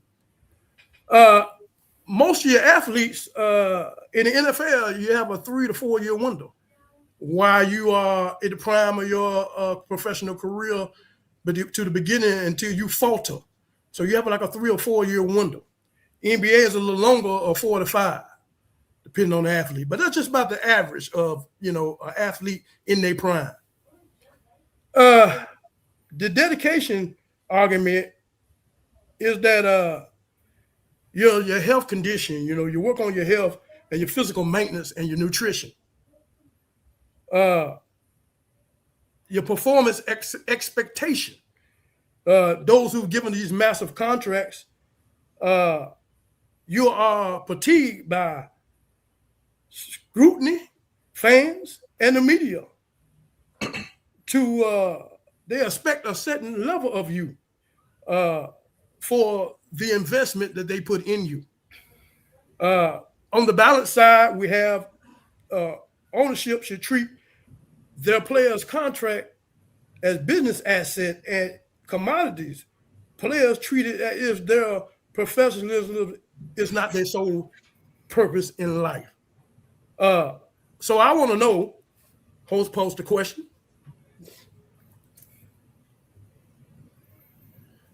Do you think the NFL slash NBA slash NFL are contractually obligated to fill their job requirements? That's a two-part question. Or do you believe in dedication, or do you believe in play and a balance for your players of your team? This is all of y'all. Y'all are general owners of a team. Y'all are general owners of a team, and everybody in the live chat. This is the question for y'all. So, that being said, I'm gonna go to the host first. Let's go to the host. Let's see how he feels about this question. Host, you've been watching a lot of NFL, watched a lot of NBA. You've been around for a minute there, sir. You've seen a lot of guys be competitive. You see some guys didn't live up to their potential. So that being said, host, especially in the NBA, we haven't been seeing a lot of competitiveness in the NBA playoffs. At least I haven't. I don't know about you. I think we all haven't really. Mm-mm. So we haven't get the bang for our viewership. But like you, as an NFL owner, you with all these billions of dollars, and you want to win a championship. Let me ask you a question. Do you think the NBA and NFL are contractually obligated to fulfill their requirements, job requirements? And also in the two-part question, do you believe in dedication, or do you believe in a balance for your players of your team? Ooh, it's a great one. That's a great one. If I was an owner, I am going to. I think the job requirement is a must. When it comes down to that, I do agree with that part. But I like that second part when you say, "Do you believe in dedication?" Yes, I do, because even this show is built off dedication, because we hear each and every week Saturdays at 7 p.m. live right here on YouTube. But that's dedication. I like the way you stole that one. Go ahead on, baby. That's dedication, baby. That's dedication. Yes, sir. That's dedication, man. And we need to get that. That's why I go back to I ain't gonna go back too far, but that's what I'm saying. Need to be dedicated to one team, man. Just like getting married, dedicated to one woman. You know what I'm saying? Dedicated to one man. You just dedication, man. Dedication shows a lot. You guys are dedicated to what y'all do each and every Saturday, man, and the people appreciate it. That's dedication. That's something that we don't have from this generation here, man. You got some, again, I'm not going to just discount the whole generation. You got diamonds in the rough. Man, live chat popping. I'm catch up with y'all. But I also do, I'm going to go a little bit with the balance as well. Yeah, we're going to get with y'all. Yeah, we're going to a little balance and stuff like that, man. So, yeah. If I was an owner, like you said, I like how you said that too. The viewership, I'm not getting a bang for your buck for my viewers. You're right, bro. Because these games, but me and me and you talk, boy, I be like, bro, this game suck. Good Lord, but yeah, man, it's not that like the performances, man. And if I was an owner, I would do something to try to. That's and not to be biased, man, but that's why I love Al Davis, man. Al Davis was the type of owner where he's going to bring that talent and that nobody wanted. He brought those guys that struck fear, man, but also entertaining as well. And that's what you just got to do, man. You got to put asses in seats. Sorry, Spring. You got to put asses in seats, man.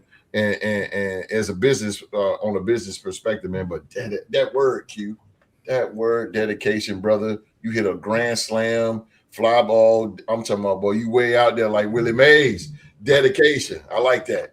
I like that, bro. I like that, because dedication is the important thing that you want in any athlete. I don't give a damn if it's baseball, basketball, or football. But I'm shutting up. Okay. I understand your point, what you're saying, and then dedication that goes along with we're talking about being competitive, and so that kind of work hand in hand.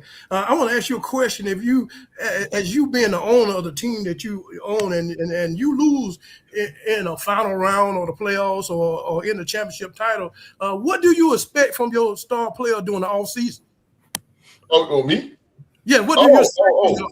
I know that. Do you expect your player to have the balance of your player to go on into the off season and not work on their craft, or just go on and just Good question. just live their lives and just forget about being a professional athlete for 2 or 3 months till you come back to the season? Or do you think that the money that I paid you 150, 100 because you're contractually mine? You know what I'm saying? And basically, you know what I'm saying? I want greatness. I want a trophy. That's what I give the money to you for. There you go. Basically, that's what I gave it to you for. Yes, sir. Yes, sir. To bring home the trophy. So during the off season, I need this you to do. You think I need this to be your life? Because I gave you this $150 million. I need this sport to be your life. Or do you just don't worry about it and just worry about when he pick it up when he want to pick it up? Good God, you gotta love Q-Dogg's passion, boy. You gotta love it. But I'm gonna tell you something, man. I'm gonna go in the coach's hat situation instead of the owner's cue, because I went to 3 championship games, man, with my team. I went to 3 of them. 2 of them I went back-to-back championships, and I lost. And my last speech to my team was, I said, in the off season, I want everybody to work. Put that controller down. And get out there and work. If y'all need somebody if y'all want to work, call me. Y'all got my number. We can set up time for practice, and I get with you one-on-one, or I get with you as a team, and we will work this whole summer, or we'll work this whole winter. And I've done that. And it's dedication, Q. It's just dedication. Even when I was a kid, long story short, this guy named Jay Booz, man. Jay Booz was so good, bro. He was good. Like he played for Cleveland Cavaliers G League. Like he was good, man. Jay Booz, he was the best. He left-hander, man. He used to be dunking and all that. And I couldn't beat him. Bro. I could not guard that dude, man. Jay Booz was off the chain, bro. And he used to embarrass me, bro. And so them times, man, when Jay Booz was around, when he was on the road, bro. Like, I mean, I started working on my game when nobody was down there at the center. I was down there. I was imagining that I was playing him, bro. And it's that dedication, putting that work in. I was running base. I was running sprints. I was running suicides. I was doing all that, bro, by myself because I wanted to be good, bro. And then I busted his ass when he came back. You know what I'm saying? So what I'm saying is you got to put in that work, man, that dedication, Q. That I'm telling you, brother. You hit a nail on the head when you said that word right there, because that is the most important thing, one of the most important things that a man, this ain't the barbershop, but as a man, you need dedication, man, because dedication is going to get you the respect that you deserve and need in this world. If you dedicated, people will believe in you and they will take you very seriously. Shut up, host. Okay. All right, Jose. I appreciate that. Yes, sir. So we're gonna move on to our next guy, the guy on the podcast, one of our fearless leaders, to answer this question. And we're gonna stay in Las Vegas. We're gonna go to Mr. Young Mark. Young Mark, I feel something itching in my bones that you're gonna counteract this some kind of way. But I know the man that you know you is. I mean, I don't know. I just have to let you speak on this. And yes, Mr. Mark, Mark, I want to answer you this question. This is a very, very important question that I put up here, and I want to get your input on it. Mr. Young Mark, do you think the NBA/NFL are contractually obligated to fulfill their job requirement? In the 2-part question. Now, you got your owner's cap on in the second part of the question. And do you believe in dedication? Or do you believe in a balance for your players, for your team? I think that professional athletes are contractually obligated to fill their job requirements, but they don't always do it. One of the things that I hate to see, especially in football, is a dude will have like 2 or 3 years left on his contract, and he's already going to the team asking for an extension or holding out, trying to get more money.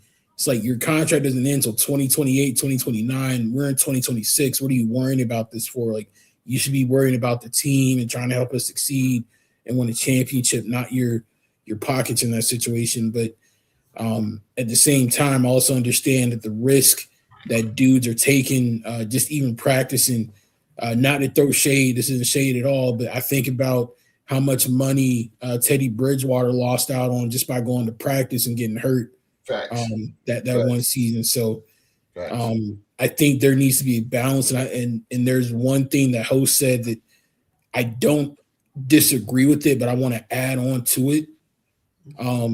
You have to work hard, but you also have to play hard.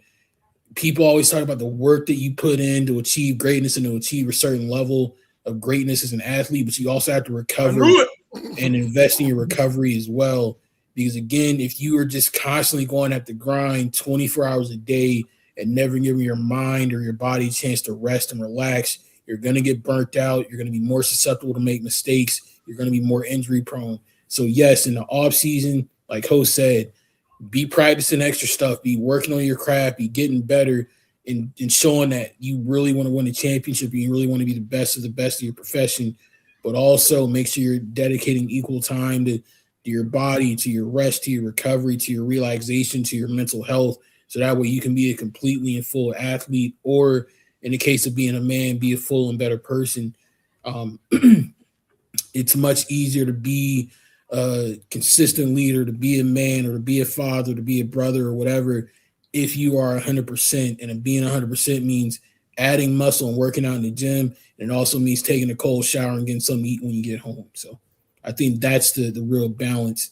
But in terms of striking a balance between business and personal, like being an owner in that 2-part question, I think the greatest example of that is not to get off topic, but Rockstar Rock, the owner of his football team, the Jaguars, his son is also the owner of All Elite Wrestling, a big wrestling company.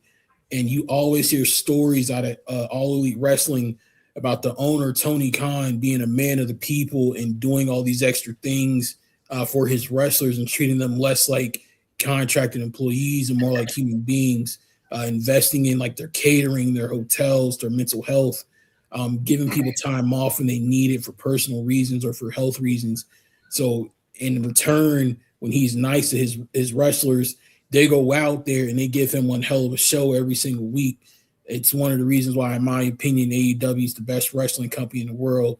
No plug, no advertisement. But when you treat people with respect, when you treat them kindness, and when you take care of them, they will in turn give you everything that they got, and everybody will win in that situation. So I definitely think you have to be able to strike the balance between business and personal. If I'm going to treat you good off the field, I don't need you to become Albert Hainsworth to me when it's time to negotiate a contract.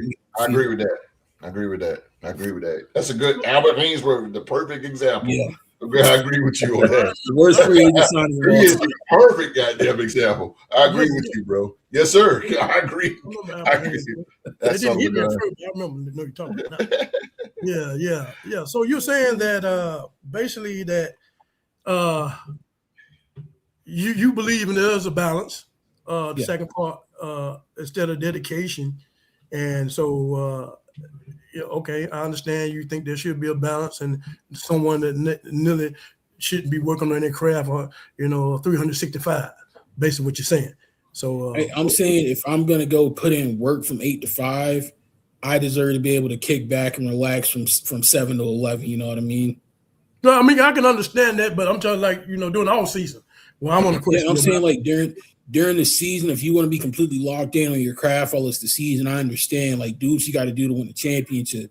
Between when it's your sports season, your main focus should be on winning a title. Nothing else should matter.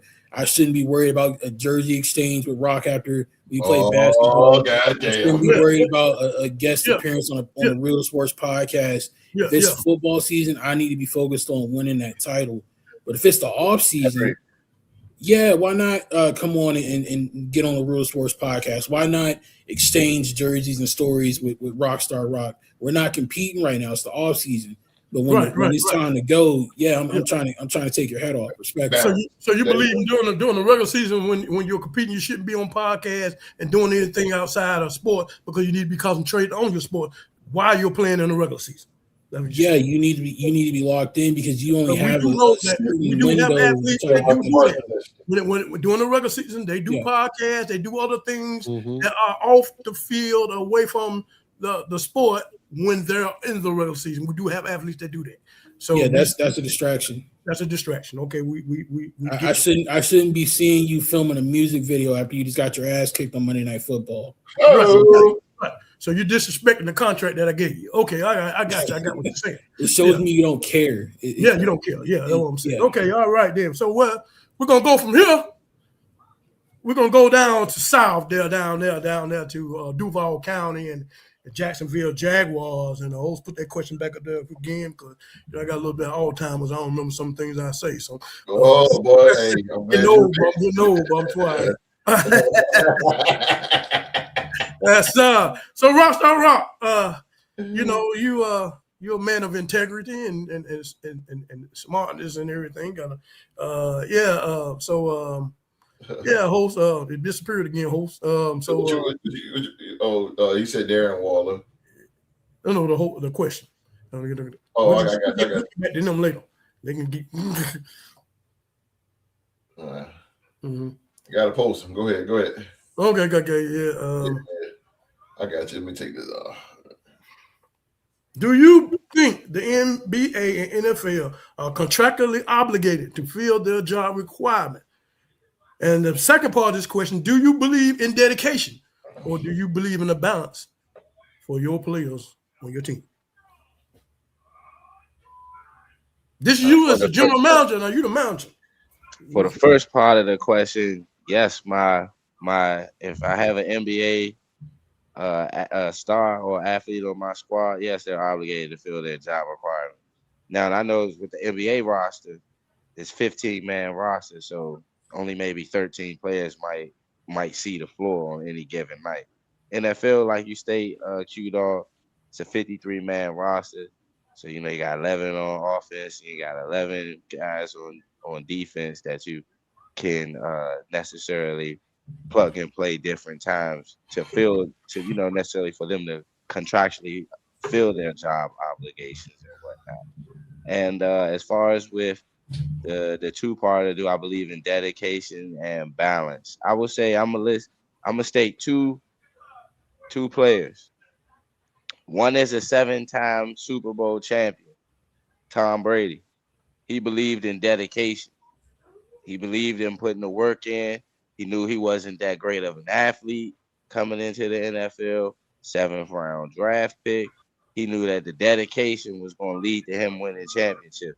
I'll bet he did have some few scandals here and there, but his work on the field. Thank you. The work on the field speaks for itself. And then I will list another guy, the quarterback for my team, Jacksonville Jaguars, Trevor Lawrence. He believes in balance. He doesn't believe that football is the end-all, be-all. He believes in his faith. He put God first. He believed that God put him on earth to right now to be a NFL quarterback for the Jacksonville Jaguars. But when it's his time to do something else, he believes he's going to be okay with that because he believes in his faith in God and what God is and his religion and what he was taught and things of that nature. That football is not the end all be all. So I would say I would say I love the fact that Tom Brady had to live off of his dedication. Because if you think about it, this man, Tom Brady, not to get personal, brother went through 2 different separations with his marriage and things of that nature because he was so dedicated to the football. Whereas though, where I say with Trevor Lawrence, his faith and what his passion and his religion allow him to kind of overcome the things of people saying that he wasn't worth the money that they gave, his injuries that he had to overcome. So whereas though last season he put all that behind him because of his faith, his belief in what God is giving him to go out there and do is allowing him to overcome that. So I say it's a bit of both. You can have a guy that's going to be dedicated, and you can also have a guy that puts his faith first, and let God do the work for him out there on the field and give him the strength that he know he needs to do to perform. So I say it kind of go hand in hand though, as far as having a guy that's dedicated and also having a guy that's balanced. Because if you think about it, everybody that says things about Tom Brady as him being a great teammate, they also say he was a bit of a a-hole because of that dedication. The same as with Michael Jordan. Same as with Kobe Bryant. Their teammates say these guys were so dedicated. Like Kobe Bryant, the night that Shaquille O'Neal won his 4th NBA championship, he went to the gym and started shooting. He starts putting up shots. The night that he dropped them 3 air balls when against Utah Jazz, he went home, and the dedication that he wanted to do was to win. He wanted to win. So, but his teammates took a little bit of flack for his dedication because he knew he was like, hey, if you guys can't get here where I am, then I'm going to treat you this way so I can know that at least when we go into the fire, we're there. So whereas though like a guy like Trevor Lawrence having that balance and believing in the faith, he can also spread that in a good way as being letting his actions speak for himself as being a leader, a vocal leader. Guys are going to depend on him. He take all of his teammates out during the off season. They go out on trips and they're out there doing off season work. He's out there with our wide receivers and things of that nature. So I believe it goes hand in hand. You can have a guy that's real dedicated to his craft, and you can also have a guy that has that balance where he allows his faith and things that he's able to do outside of the NFL, outside of his job, to allow him to come back into the fold when it's time to come back in the fold. Okay, I understand that. Good point. Good point, bro. Good points. Good points, but good points. In actual belief, from what I see, when you say dedication and balance, that dedication, you name these players that you name, Kobe, Jordan, and stuff like that, and then you naming your quarterback and his balance and everything. But to me, and Tom Brady, I think really dedication brings the hardware home. I just really believe that. I just really believe you giving up your life and you really focus. And a lot of people don't want to get on that. It's hard to play with players like that because they don't want to get on that type of level. They want to have the balance. And so, but you see that the type of players they are and how great they are because of what they put in, and what they put in. And so the results that you're going to get out. So that's the difference I see. So, you can have the balance, but I understand what you're saying. When you make a comparison those ways, but I just think the dedication, the dedication gonna beat out. Yeah, it's gonna beat it out. It's equal to hard shit. It's equal to hard work. Okay, we're gonna move on. Last but not least, we're gonna go on up to the Canadian border there and Latino Heat, Viking Latino Heat. Latino Heat. So I know he's gonna bring the noise on this last but final answers to this question. And my Canadian brother, can you please tell the audience and everybody in the Real Sportcast, what do you think? Do you think the NBA and NFL are contractually obligated to fill their job requirements? And the second part of this question, and also, do you believe in dedication or do you believe in a balance for your players of your team? You as an owner, Supreme. Let's get it. For me, yeah, I would definitely stand on the side of I want results. I don't want to be paying people for their potential and them never actually ever coming, fulfilling that potential. Like we are paying players for their potential, not what they've done anymore. We've moved to a different era of contract negotiations. Look at Dak Prescott, man. Like, look at Joe Burrow. I get it. Joe Burrow took him to a Super Bowl. I get there's guys that you might look at the skill, whatever, the numbers, but at the same time, what have they done in the league? Honestly, nothing. Right. Yeah. So for me, I would say they should be. We should be looking at them fulfilling what what their contract obligations are. That's my perspective. I don't want to pay.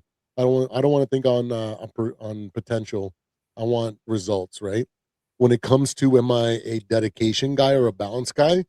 I'm gonna say, I'm balanced, but not in the way that you guys think. I'm gonna look at it on the big scale.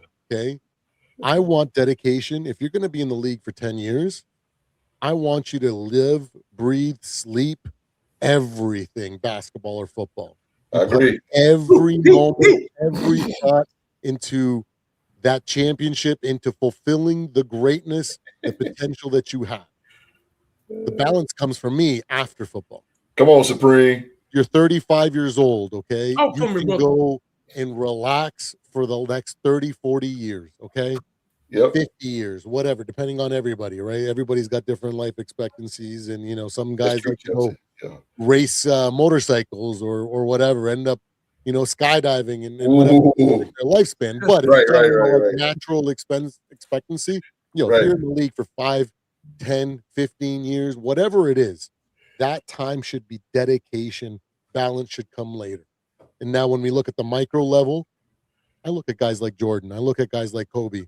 Jordan used to have basically a summer league. He would bring the best players of every single team, and he would play them in He the sure off did. season. He sure did, Stay, man. Yeah, so he he could sure stay in did, bro. shape, and he could have the competition when Yeah. it didn't even matter. That's what I'm Those talking games, Competitiveness. nobody There you even go. Yeah, knew that's that what I'm a lot talking of those about. games were happening. Those were closed doors, Yep. and it wasn't televised. A Nope. lot of these stories come out decades after Yes, he yep. retired about these games, right? Yep, So yep. that's the type of dedication. But when to go to Rock's points, like they need to rest and recuperate and whatnot, and they do. Jordan also smoked cigars, gambled, played freaking 36 rounds of golf, and then went and shut down players in the Olympics. Come on, bro.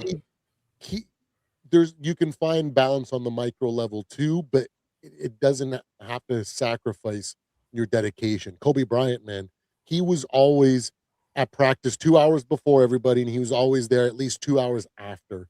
He would do in training camp. He would go to the small man clinic in the morning from like 7 till like 11, and then he would go to the big man and participate with the big man from like 1 to like 4 or whatever. And then he would put an extra 2 hours in, and he would lift. You know what I mean? So that's a dedication. So that's why I say my balance is I want you to put it all when you dedicated your life to the sport at the professional level. Your balance comes out. I get it. Some people may not like it because that means that your family life might suffer because you're not going to be there for every event. You're not going to be there to be a perfect husband or all these things. You may not be there outside of financially supporting your family and your obligations, but that's what those next 25, 30, 40, 50 years are going to be for after, when you're retired and you have buttloads of money that you can actually spend all that time and put in that work and that dedication there then. So that's what I would say when it comes to it. I'm balanced, but in a different way. Okay. All right. I like that. I heard from everybody on the panel host. Let's get to the live chat real quick and see what they think about this subject. This subject that we displayed, the last third question, and see what they got to say. Let's go with Chelsea. She already put her there. Let's go with she. I didn't get to read it. Let's see. She to say retired Navy here, and yes, I was obligated to give my all, but also dedicated enough to give all that is in me to my country. Same as pro ball. Yeah, that's true. Same.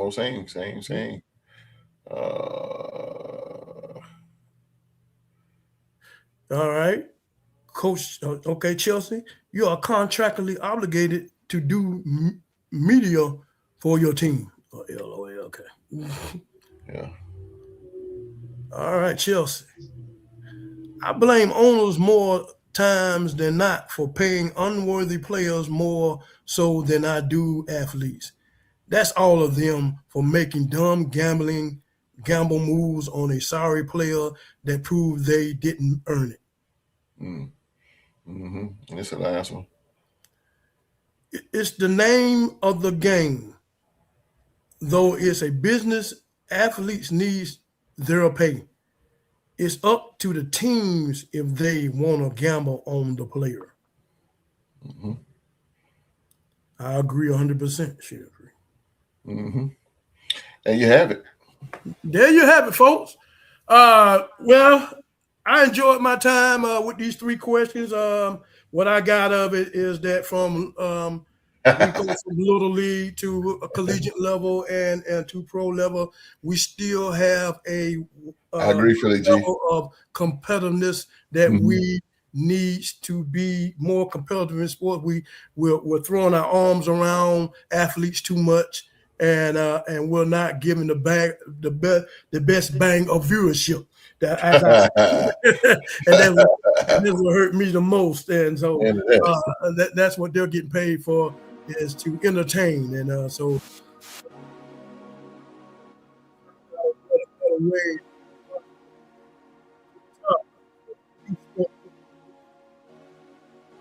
a way of getting athletes and future athletes more competitive.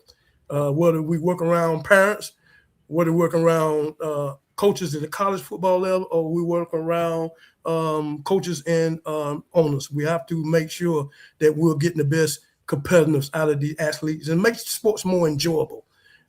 So that's it for me. I was glad to be able to do the host, and I hope I did a good job to y'all. And I love each and every last one of you guys on this show, dear to my heart. I do. You know what I'm saying? And I'm glad we was able to sit down and share this wonderful topic. And all y'all put in great input, like y'all intelligent minds do. Yes, sir. All right, man. Q, We did it. you did it. Ah! You did it, man. Yeah. A whole week's preparation, bro. You did it. It was my honor, host. My honor. Yes, sir, man. It was my Same honor. to you, Philly G. Same to Same you. to you, Philly G, Thank man. you, I Philly know, G. man. Bro. Miss you, bro. Thanks for coming out, Cal. Good show. Yeah, man. Good Yeah, show. All right. man. Yes, sir. Yes, Glad you yes. enjoyed it, my brother. Come on back. Come on back. We got more for you. We got more for you, More bro. for you. It's just the topping of the iceberg. Come on back, baby. I'm telling you, man. It's good, man. It's good. Q-Dogg, once again, man. I'll tell you, bro. It's good. It's good, bro. Good show, man. Good. Thank you, Way to host. step Thank you. I up, man. appreciate that, bro. Yeah, I man. appreciate Yeah, you did a good job, bro. it. Thank you, And sir. I ain't just Thank you. talking because I got lips. I appreciate you, Mark. I ain't heard nothing from you, but Hey, I man. appreciate you. Q-Dogg brought it tonight, man. Them questions were definitely on one tonight. The host Yeah, called that's me it, Barbara. That might be Diane Sawyer right there. He said, Mark. Diane Sawyer, bro. Mark, that's Supreme. That's what that Hey, Mark, you got that's Supreme. That's what that Philly G, purple Kool-Aid second do one, for you. baby. You need to try it. That's that purple Kool-Aid do for you. Hey, and don't Give me even some when I get off. Kool-Aid, I don't Give me like some when I get off. Woohoo, boy, oh boy. That purple stuff, Mark. Hey, Rock, which purple team won a chip first? My Hornets or his Vikings? Our Probably the Vikings. Vikings. Yeah, bro, go man. Crazy. We have way more potential at this point. I think the Vikings. You really make Philly G, baby girl, 1 year old, June on the 6th. win-loss record. That's what's up, baby. You're gonna do something. Oh, her birthday 2 days after mine. That's what's up. Yeah, her birthday. Yeah. Hey, June, all right, Philly G. Happy belated birthday, Philly G. Hey, 1 down and 17 to go, bro.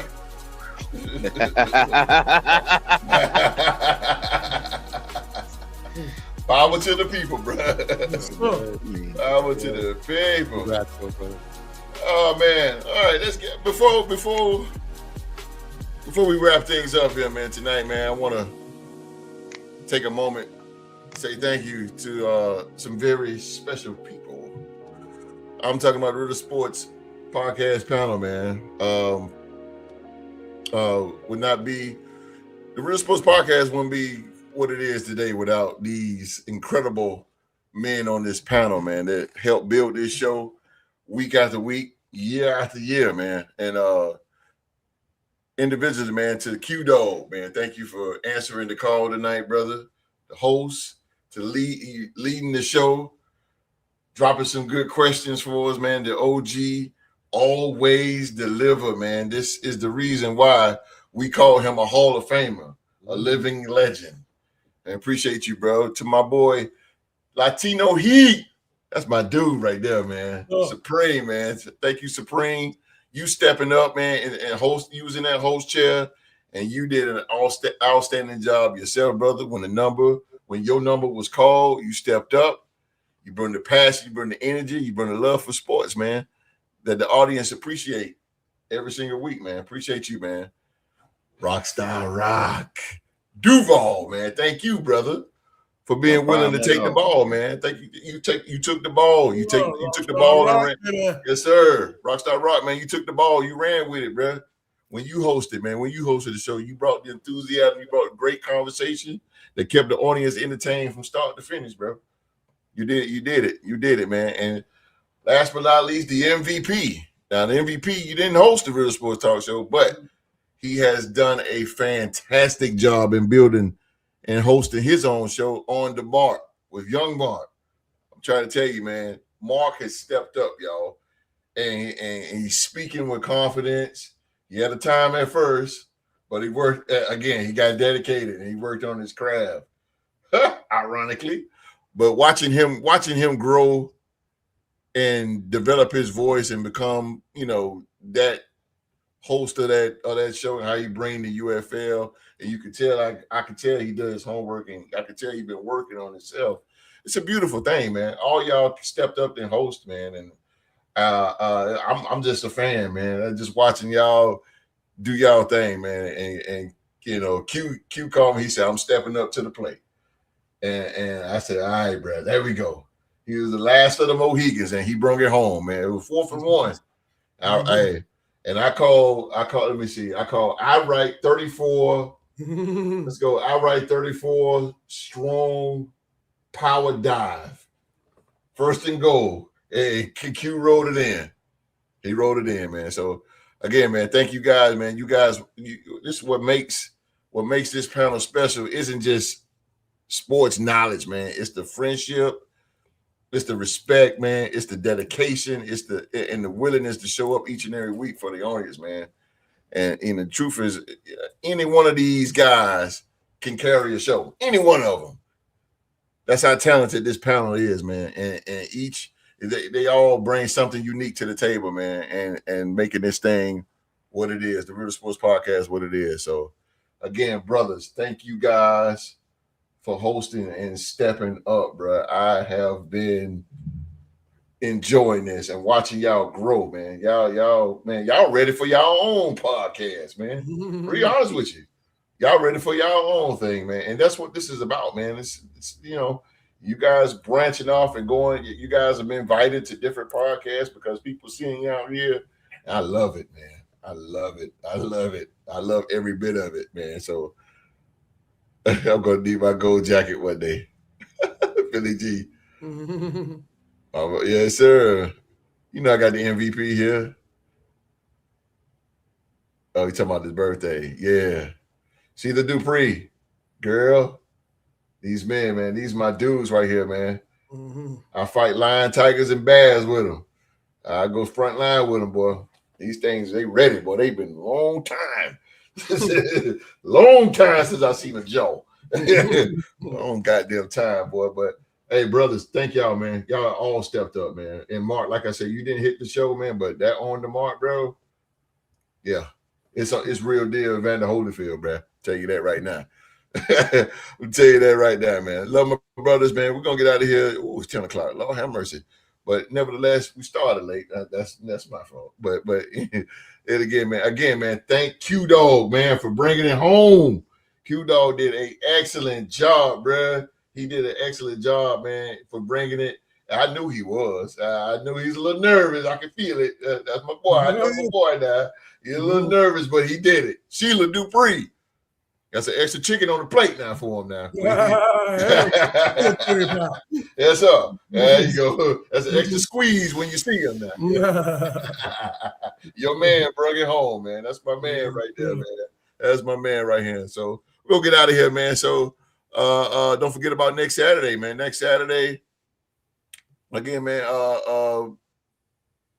Next Saturday we'll be here, same old time, same Real Sports time, same Real Sports channel, 7 p.m. live right here on YouTube, man. Thank you guys for watching. Thank you guys for watching Q-Dogg do his thickety thing, man. And again, we'll see y'all Saturday, 7 p.m. live right here on YouTube, man. It is Father's Day tomorrow. Happy Father's Day to all the fathers out there, man. Happy Father's Day. Happy Father's Day to mine up there. Happy Father's Day to the dog, Rockstar Rock, and Supreme and Mark. You are very lucky. Stay lucky. Until then, man, everybody around the world, man, please be safe and stay safe. And that's an order.